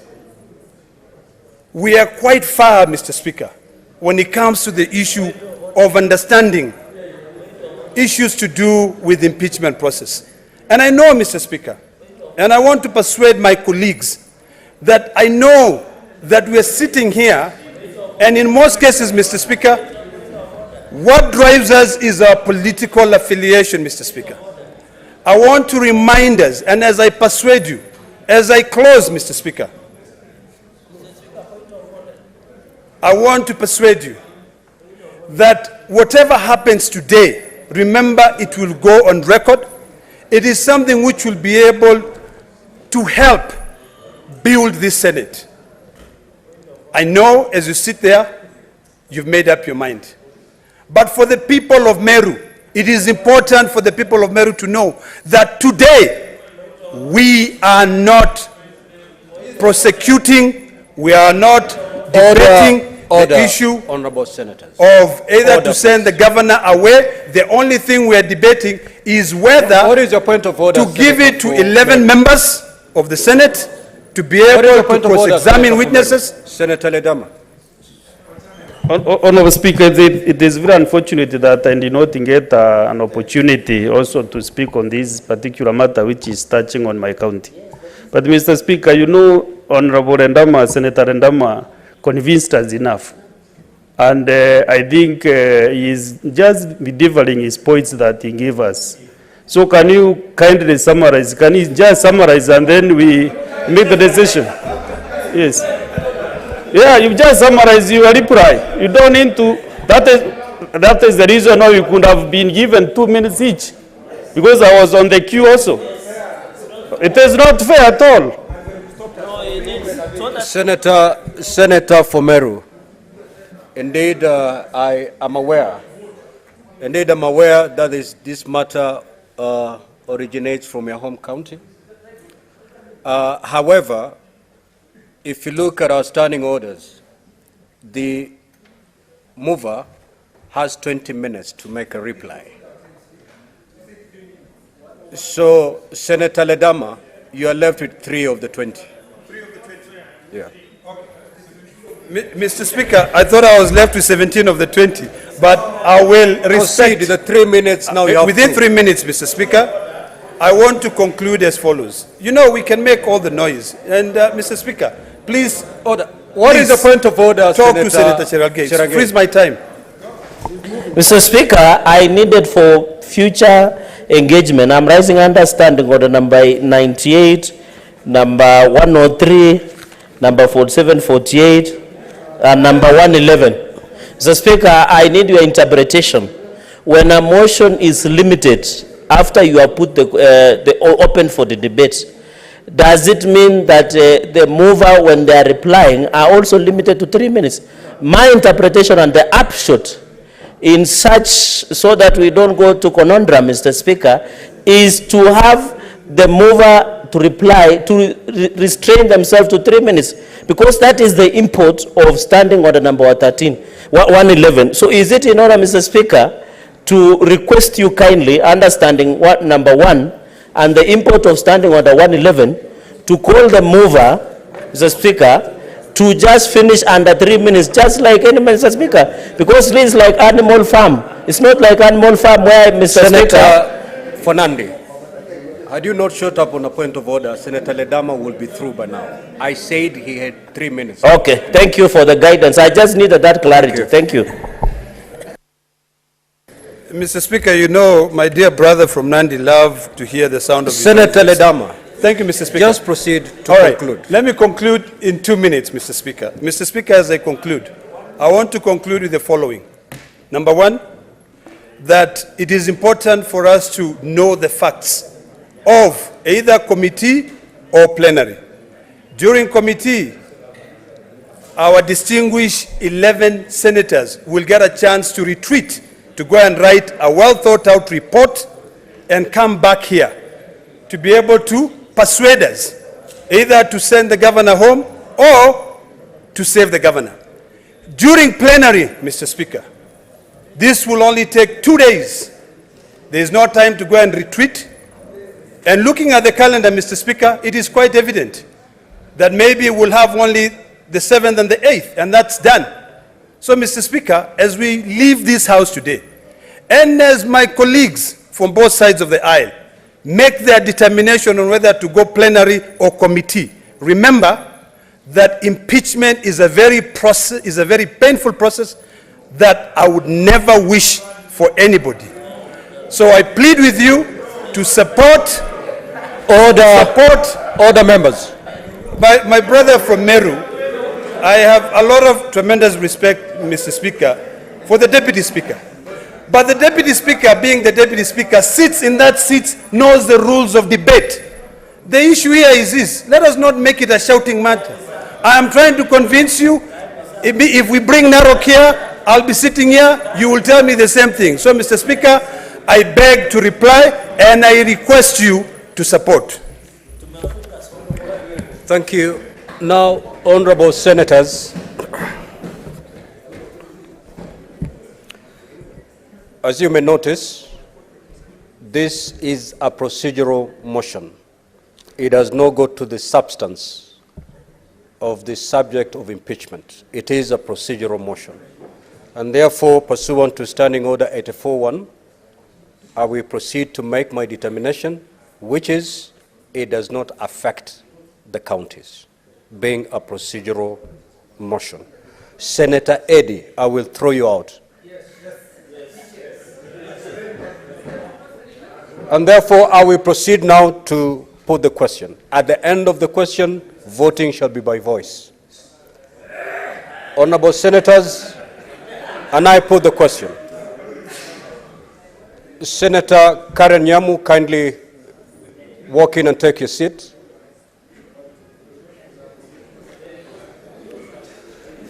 That whereas pursuant to Article 181 of the Constitution and Section 33 of the County Governments Act, on Wednesday, 25th of October, 2023, the Meru County Assembly, order members. How will you vote if you won't hear the question? Or what are you going to vote on if you cannot be still to hear the question? Order members. That whereas, pursuant to Article 181 of the Constitution and Section 33 of the County Governments Act, on Wednesday, 25th October 2023, the Meru County Assembly approved a motion to remove from office by impeachment the Honorable Kawira Mwangaza, the Governor of Meru County. And further, whereas by a letter reference M/Hairs Volume 4/43, dated 26th of October 2023, and received in the office of the Speaker of the Senate on Friday, 27 October 2023, the Speaker of Meru County Assembly, Senator Cherangei, informed the Speaker of the Senate of the approval of the motion by County Assembly and further forwarded to the Speaker of the Senate documents in evidence of the proceedings of the Assembly. And whereas pursuant to Section 33(3)(b) of the County Government Act and Standing Order 81B of the Senate by resolution may appoint a special committee comprising 11 of its members to investigate the matter. Now, therefore, pursuant to Section 33(3)(b) of the County Government Act and Standing Order 81B, the Senate resolves to establish a special committee comprising the following senators: Senator Dr. Boni Kalwale, CBS MP, Senator Jackson Mandago, EGH MP, Senator Karungo Thangwa MP, Senator Esther Okenyuri MP, Senator Ali Roba, EGH MP, Senator Peris Tobiko, CBS MP, Senator Enoch Wambua, CBS MP, Senator Abdul Haji MP, Senator Okoeti Omtata MP, Senator Crystal Asige MP, and Senator Shakila Abdallah MP to investigate the proposed removal from office of the Governor of Meru County, and pursuant to Standing Order 82 to report to the Senate within 10 days of its appointment on whether or not it finds the particulars of the allegations against the Governor to have been substantiated. Will as many as of that opinion say aye? Aye. Will as many of the contrary opinion say nay? Nay. The nays have it.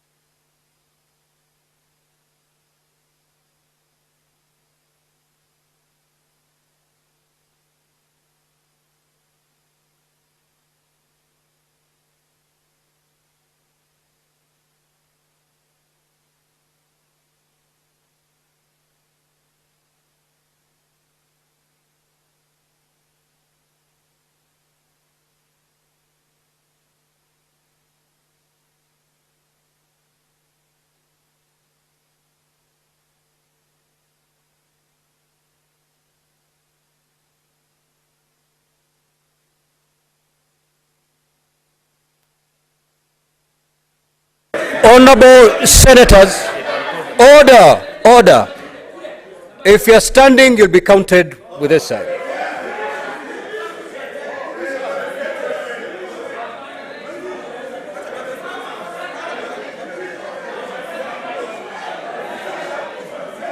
Order. Pardon? Order, honorable senators. Senator Boni. Now, before I allow the clerk to count, I'm giving you a second either to stand or to sit, because we're going to proceed to count.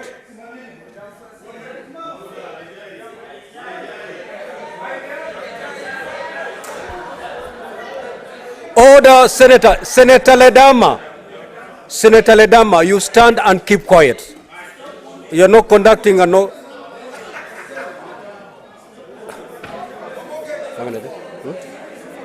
So, that's defeated. Now, honorable senators, the clerk has proceeded to count the senators standing. You are 14, and therefore is defeated. Thank you.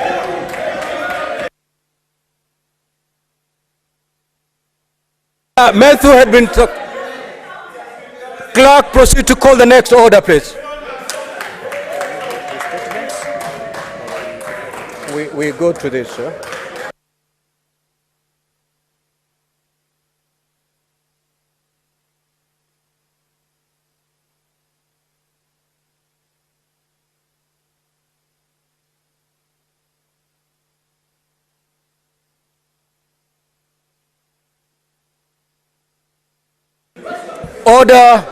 Order, honorable senators. Order. Clerk, proceed to call the next order, please. Order number 8, the Sugar Bill, National Assembly Bills number 34, of 2023, second reading. A bill for an act of parliament to provide for the development, regulation, and promotion of the sugar industry, to provide for the establishment, powers, and functions of the Kenya Sugar Board, and for connected purposes.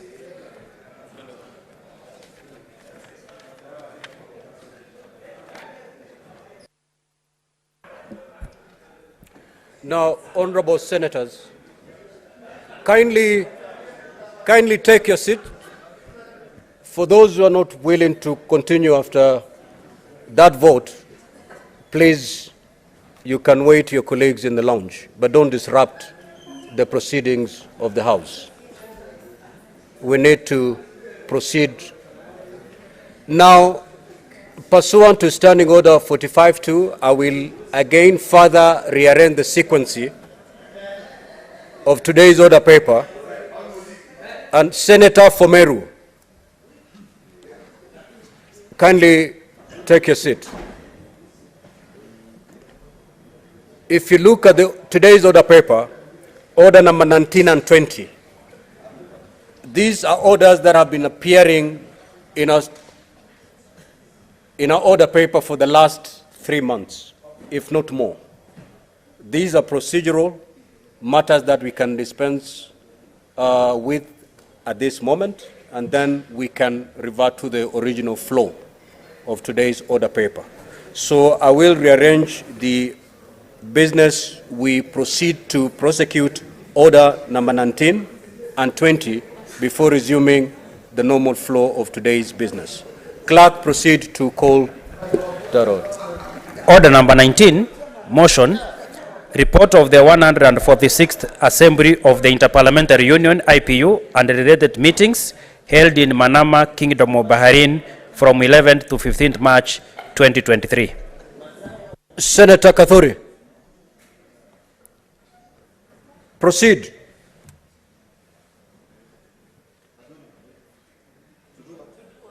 Well, this motion is by the Senator Fomeru. The report on the 147th Assembly of the Interparliamentary, the report on the Manama. Honorable Speaker, Honorable Speaker, wait, please give me time. Honorable Speaker, ready, Senator, I was not ready, and my mind also has not that temperament to prosecute that motion, Mr. Speaker. Very well. Proceed to call order 20. Order number 20, motion, report of the Senate delegation to the 67th session of the Commission on the Status of Women, CSW 67, held in New York from 6th to 17th March 2023. Senator Fatuma Dulo.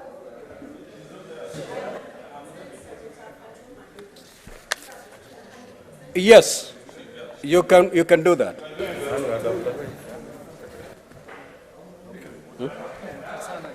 Banawe.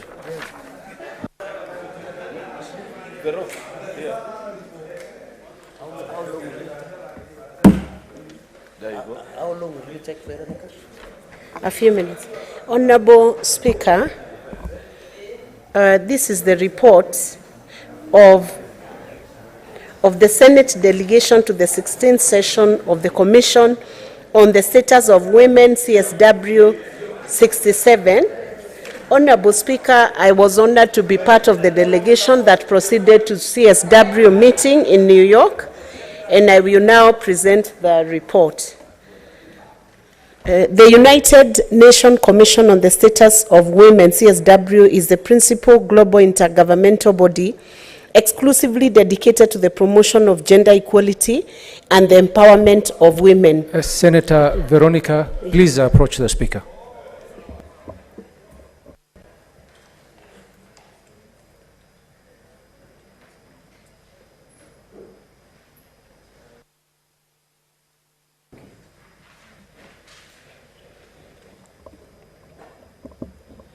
Honorable Speaker, I move the motion that the Senate notes the report of the Senate delegation to the 67th session of the Commission on the Status of Women, CSW, held in New York from 6th to 17th March 2023, laid on the table of the Senate on Thursday, 29th June 2023. Honorable Speaker, I will now go to the report. Honorable Speaker, the United Nations Commission on the Status of Women, CSW, is a principal global intergovernmental body exclusively dedicated to the promotion of gender equality and the empowerment of women. This is a functional commission of the Economic and Social Council, ECOSOC, which was established in June 1946. The CSW is instrumental in promoting women's rights, documenting the reality of women's lives throughout the world, and shaping global standards on gender equality and the empowerment of women. The Commission holds a 2-week annual event where representatives of the UN member states, civil society groups, non-governmental organizations, the NGOs, the media, and other UN entities converge at the UN headquarters in consultative status with ECOSOC to discuss priority themes critical to the well-being of women around the globe. The 67th session of the Commission on the Status of Women took place at the United Nations headquarters in New York from 6th to 17th March 2023. The theme of the session was Innovation and Technological Change and Education in Digital Age for Achieving Gender Equality and the Empowerment of All Women and Girls. In the first fully in-person session following 3 years of the COVID-19 pandemic, CSW 67 registered attendance from 181 member states with more than 7,000 participants, including 4 heads of states and government and 116 ministers, 205 side events on UN premises, and about 700 NGO parallel events. For the first time, the session included an interactive youth session with young people, youth representative of delegations, civil society, and United Nations organizations engaging in dialogue and providing recommendation on how to ensure young women and girls are part of the digital transformation. The Commission also benefited from important contribution from a wide range of civil society organizations, including the leaders and commitment makers of the Action Coalition on Technology and Innovation for Gender Equality, launched as part of the Generation Equality Forum.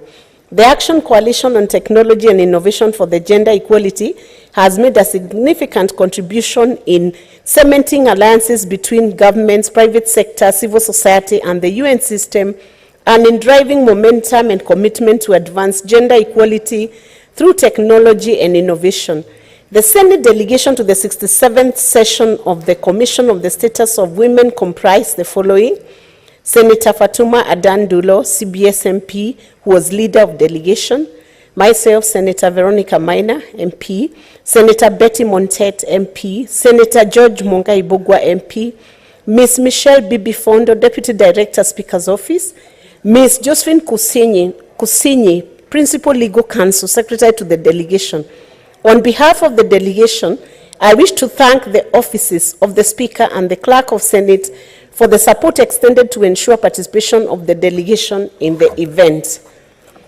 It is my pleasure and humble duty to submit the report of the Senate delegation to the 67th session of the Commission on the Status of Women to the Senate for noting and action where necessary.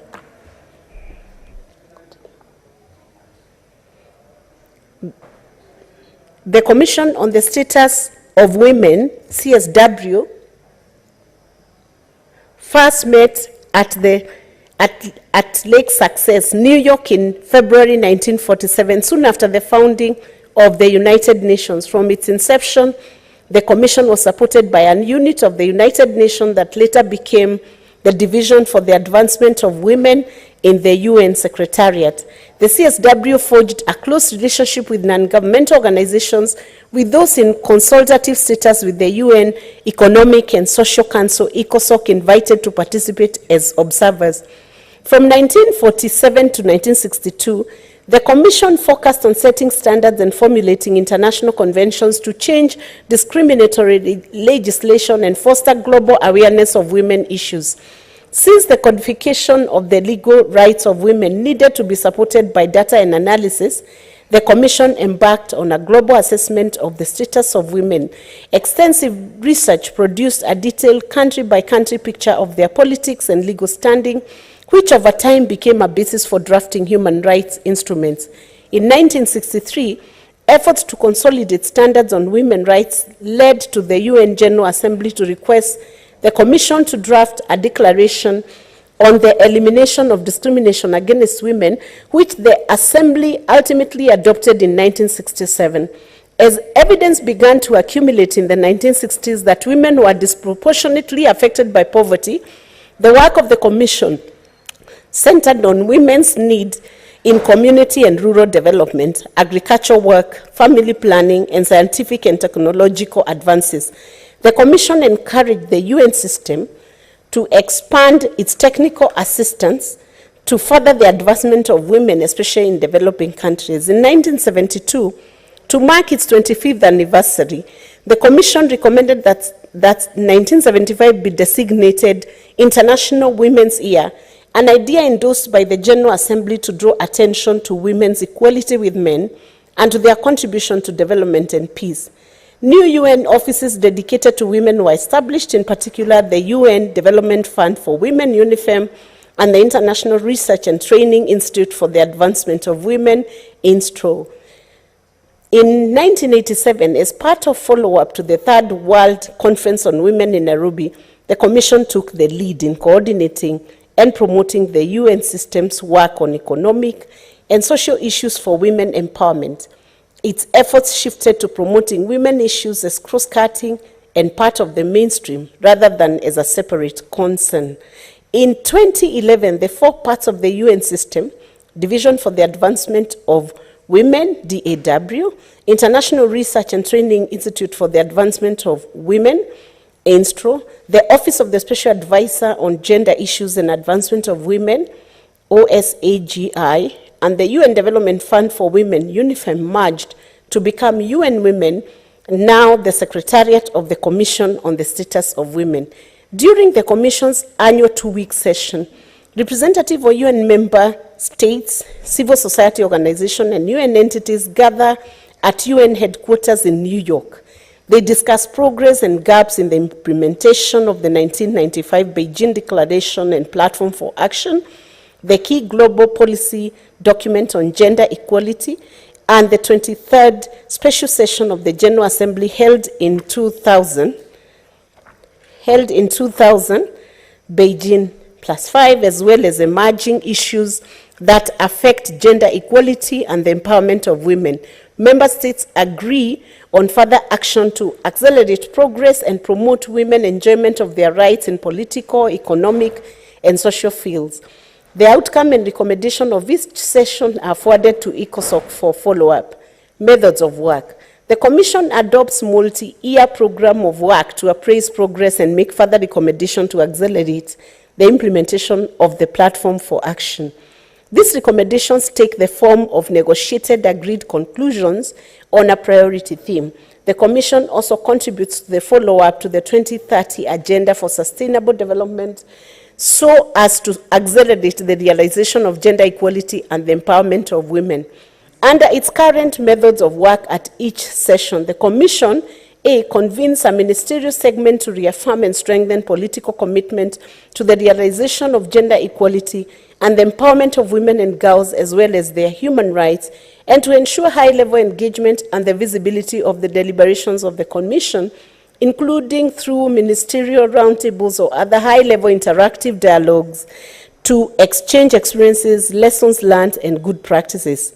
B, engages in general discussions on the status of gender equality, identifying goals attained, achievements made, and efforts underway to close gaps and meet challenges. And C, convenes interactive expert panel discussions and the other interactive dialogues on steps and initiatives to accelerate implementation and measures to build capacities for mainstreaming gender equality across policies and programs. D, it also considers one priority theme based on the Beijing Declaration and Platform for Action and the outcome of the 23rd Special Session of the General Assembly and linkages to the 2030 Agenda for Sustainable development. E, evaluates progress in implementing agreed conclusions from previous sessions as a review theme.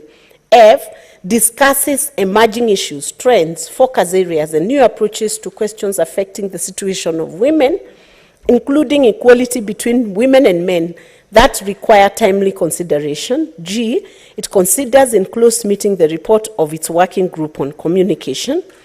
H, agrees on further action for the promotion of gender equality and empowerment of women by adopting agreed conclusions and resolutions. I, contributes gender perspectives to the work of other intergovernmental bodies and processes. J, reports on the aspect relating to gender equality,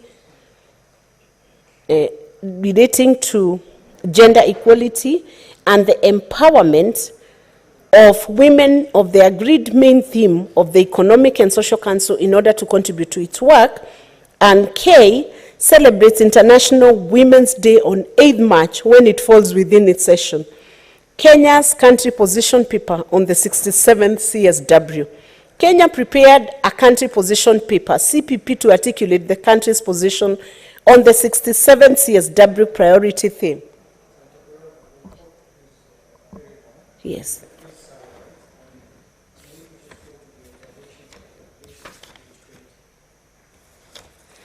Okay.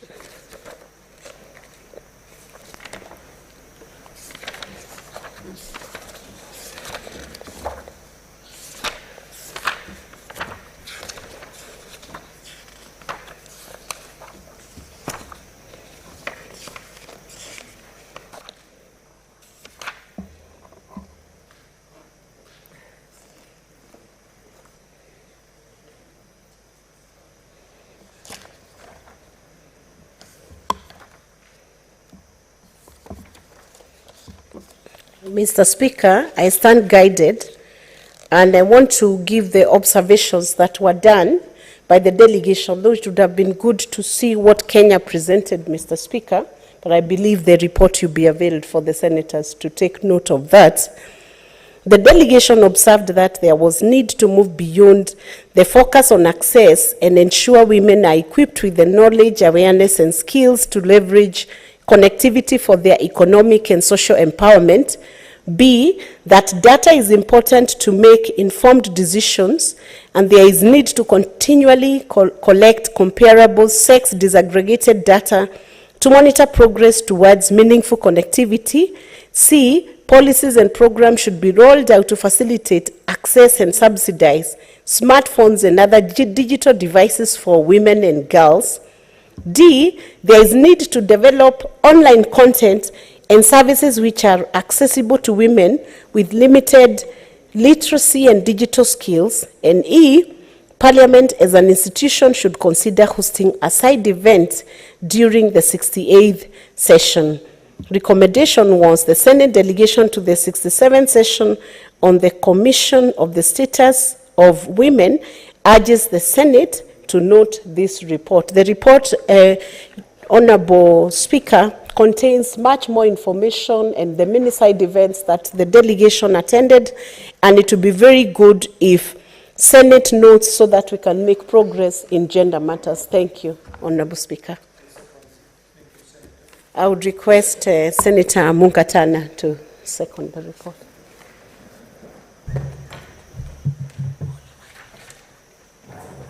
Mr. Speaker, I want to thank you for giving me the opportunity to second this report, the motion to table this report before this House.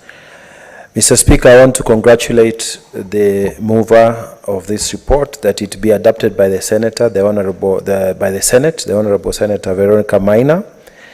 I also want to take the opportunity to congratulate the leader of the delegation, Senator Fatma Dulo, and all the senators who accompanied this delegation.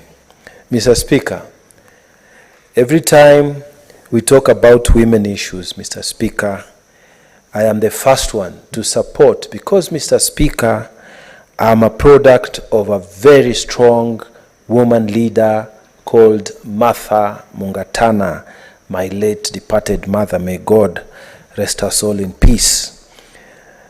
Mr. Speaker, my mother went to the Beijing conference, the United Nations Beijing conference, and we had a very strong paternalistic system in the house, as it is in most African countries, where my father was everything.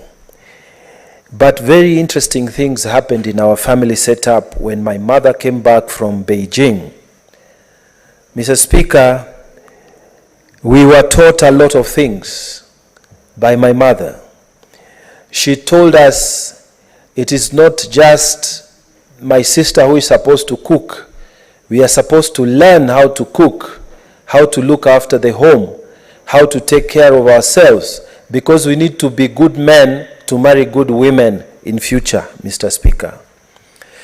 Mr. Speaker, in fact, I can dare say that she laid a foundation in leadership in Tana River, which I was a specific beneficiary. Because, Mr. Speaker, when I went for the seat of MP many years later, everybody would ask me, if you are the son of Martha, you don't need to campaign here. We shall support you.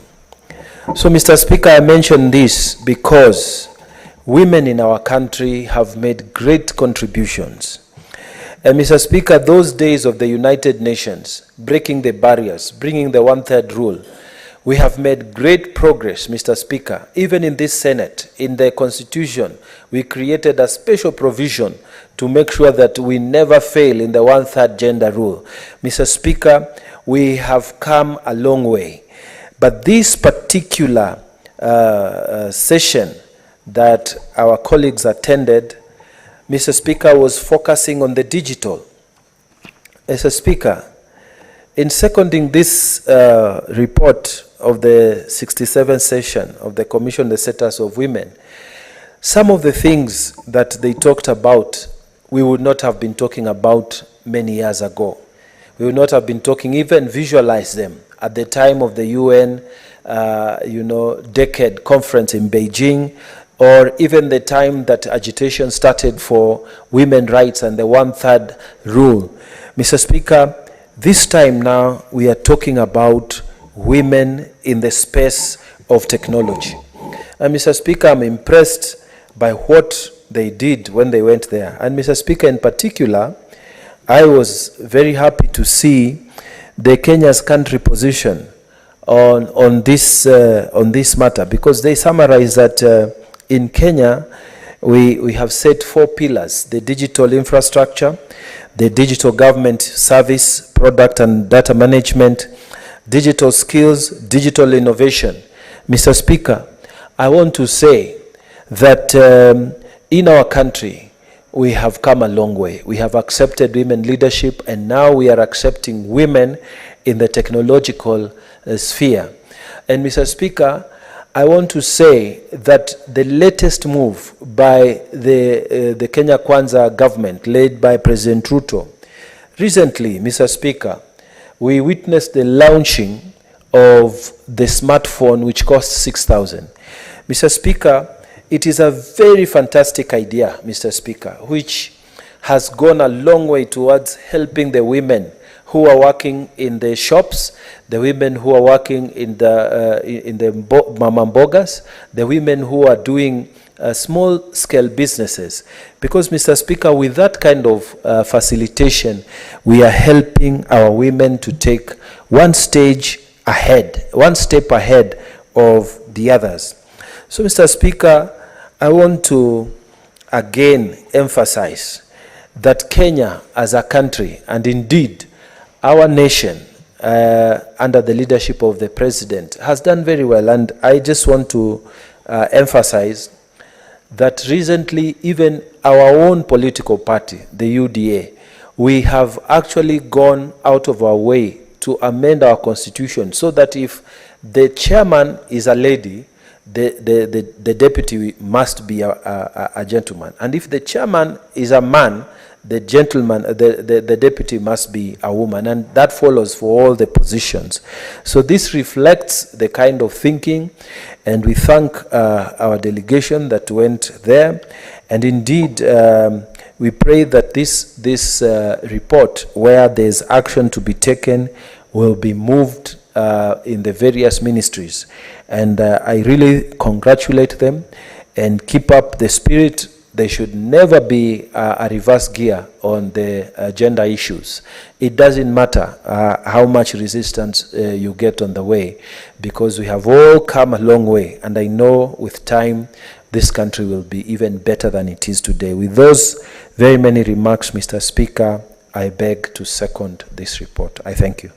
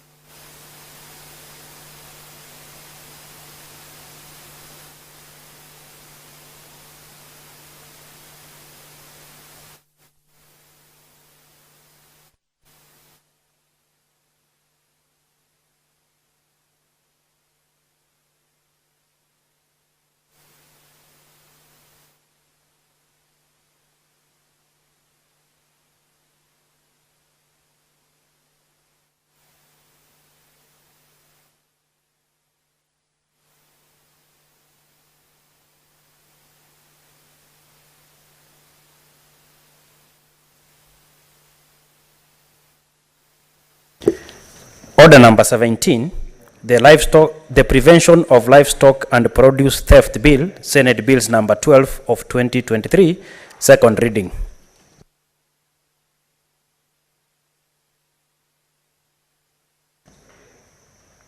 Thank you, Mr. Speaker. Pursuant to the provision of the Senate Standing Orders 1461, I rise to move that the Prevention of Livestock and Produce Theft Bill 2023, Senate Bills number of 2023 be read a second time. Mr. Speaker, sir, this bill seeks to, it's a bill that has come at the appropriate time while we continue, Mr. Speaker, to struggle and fight against castle rustling, banditry. Mr. Speaker, you have to appreciate where it has come from. Mr. Speaker, the issue of banditry, the issue of cattle rustling continues to be a problem, Mr. Speaker, in the North Rift, in Central Rift, like areas like Baringo, in other areas, Mr. Speaker, that have given, and therefore,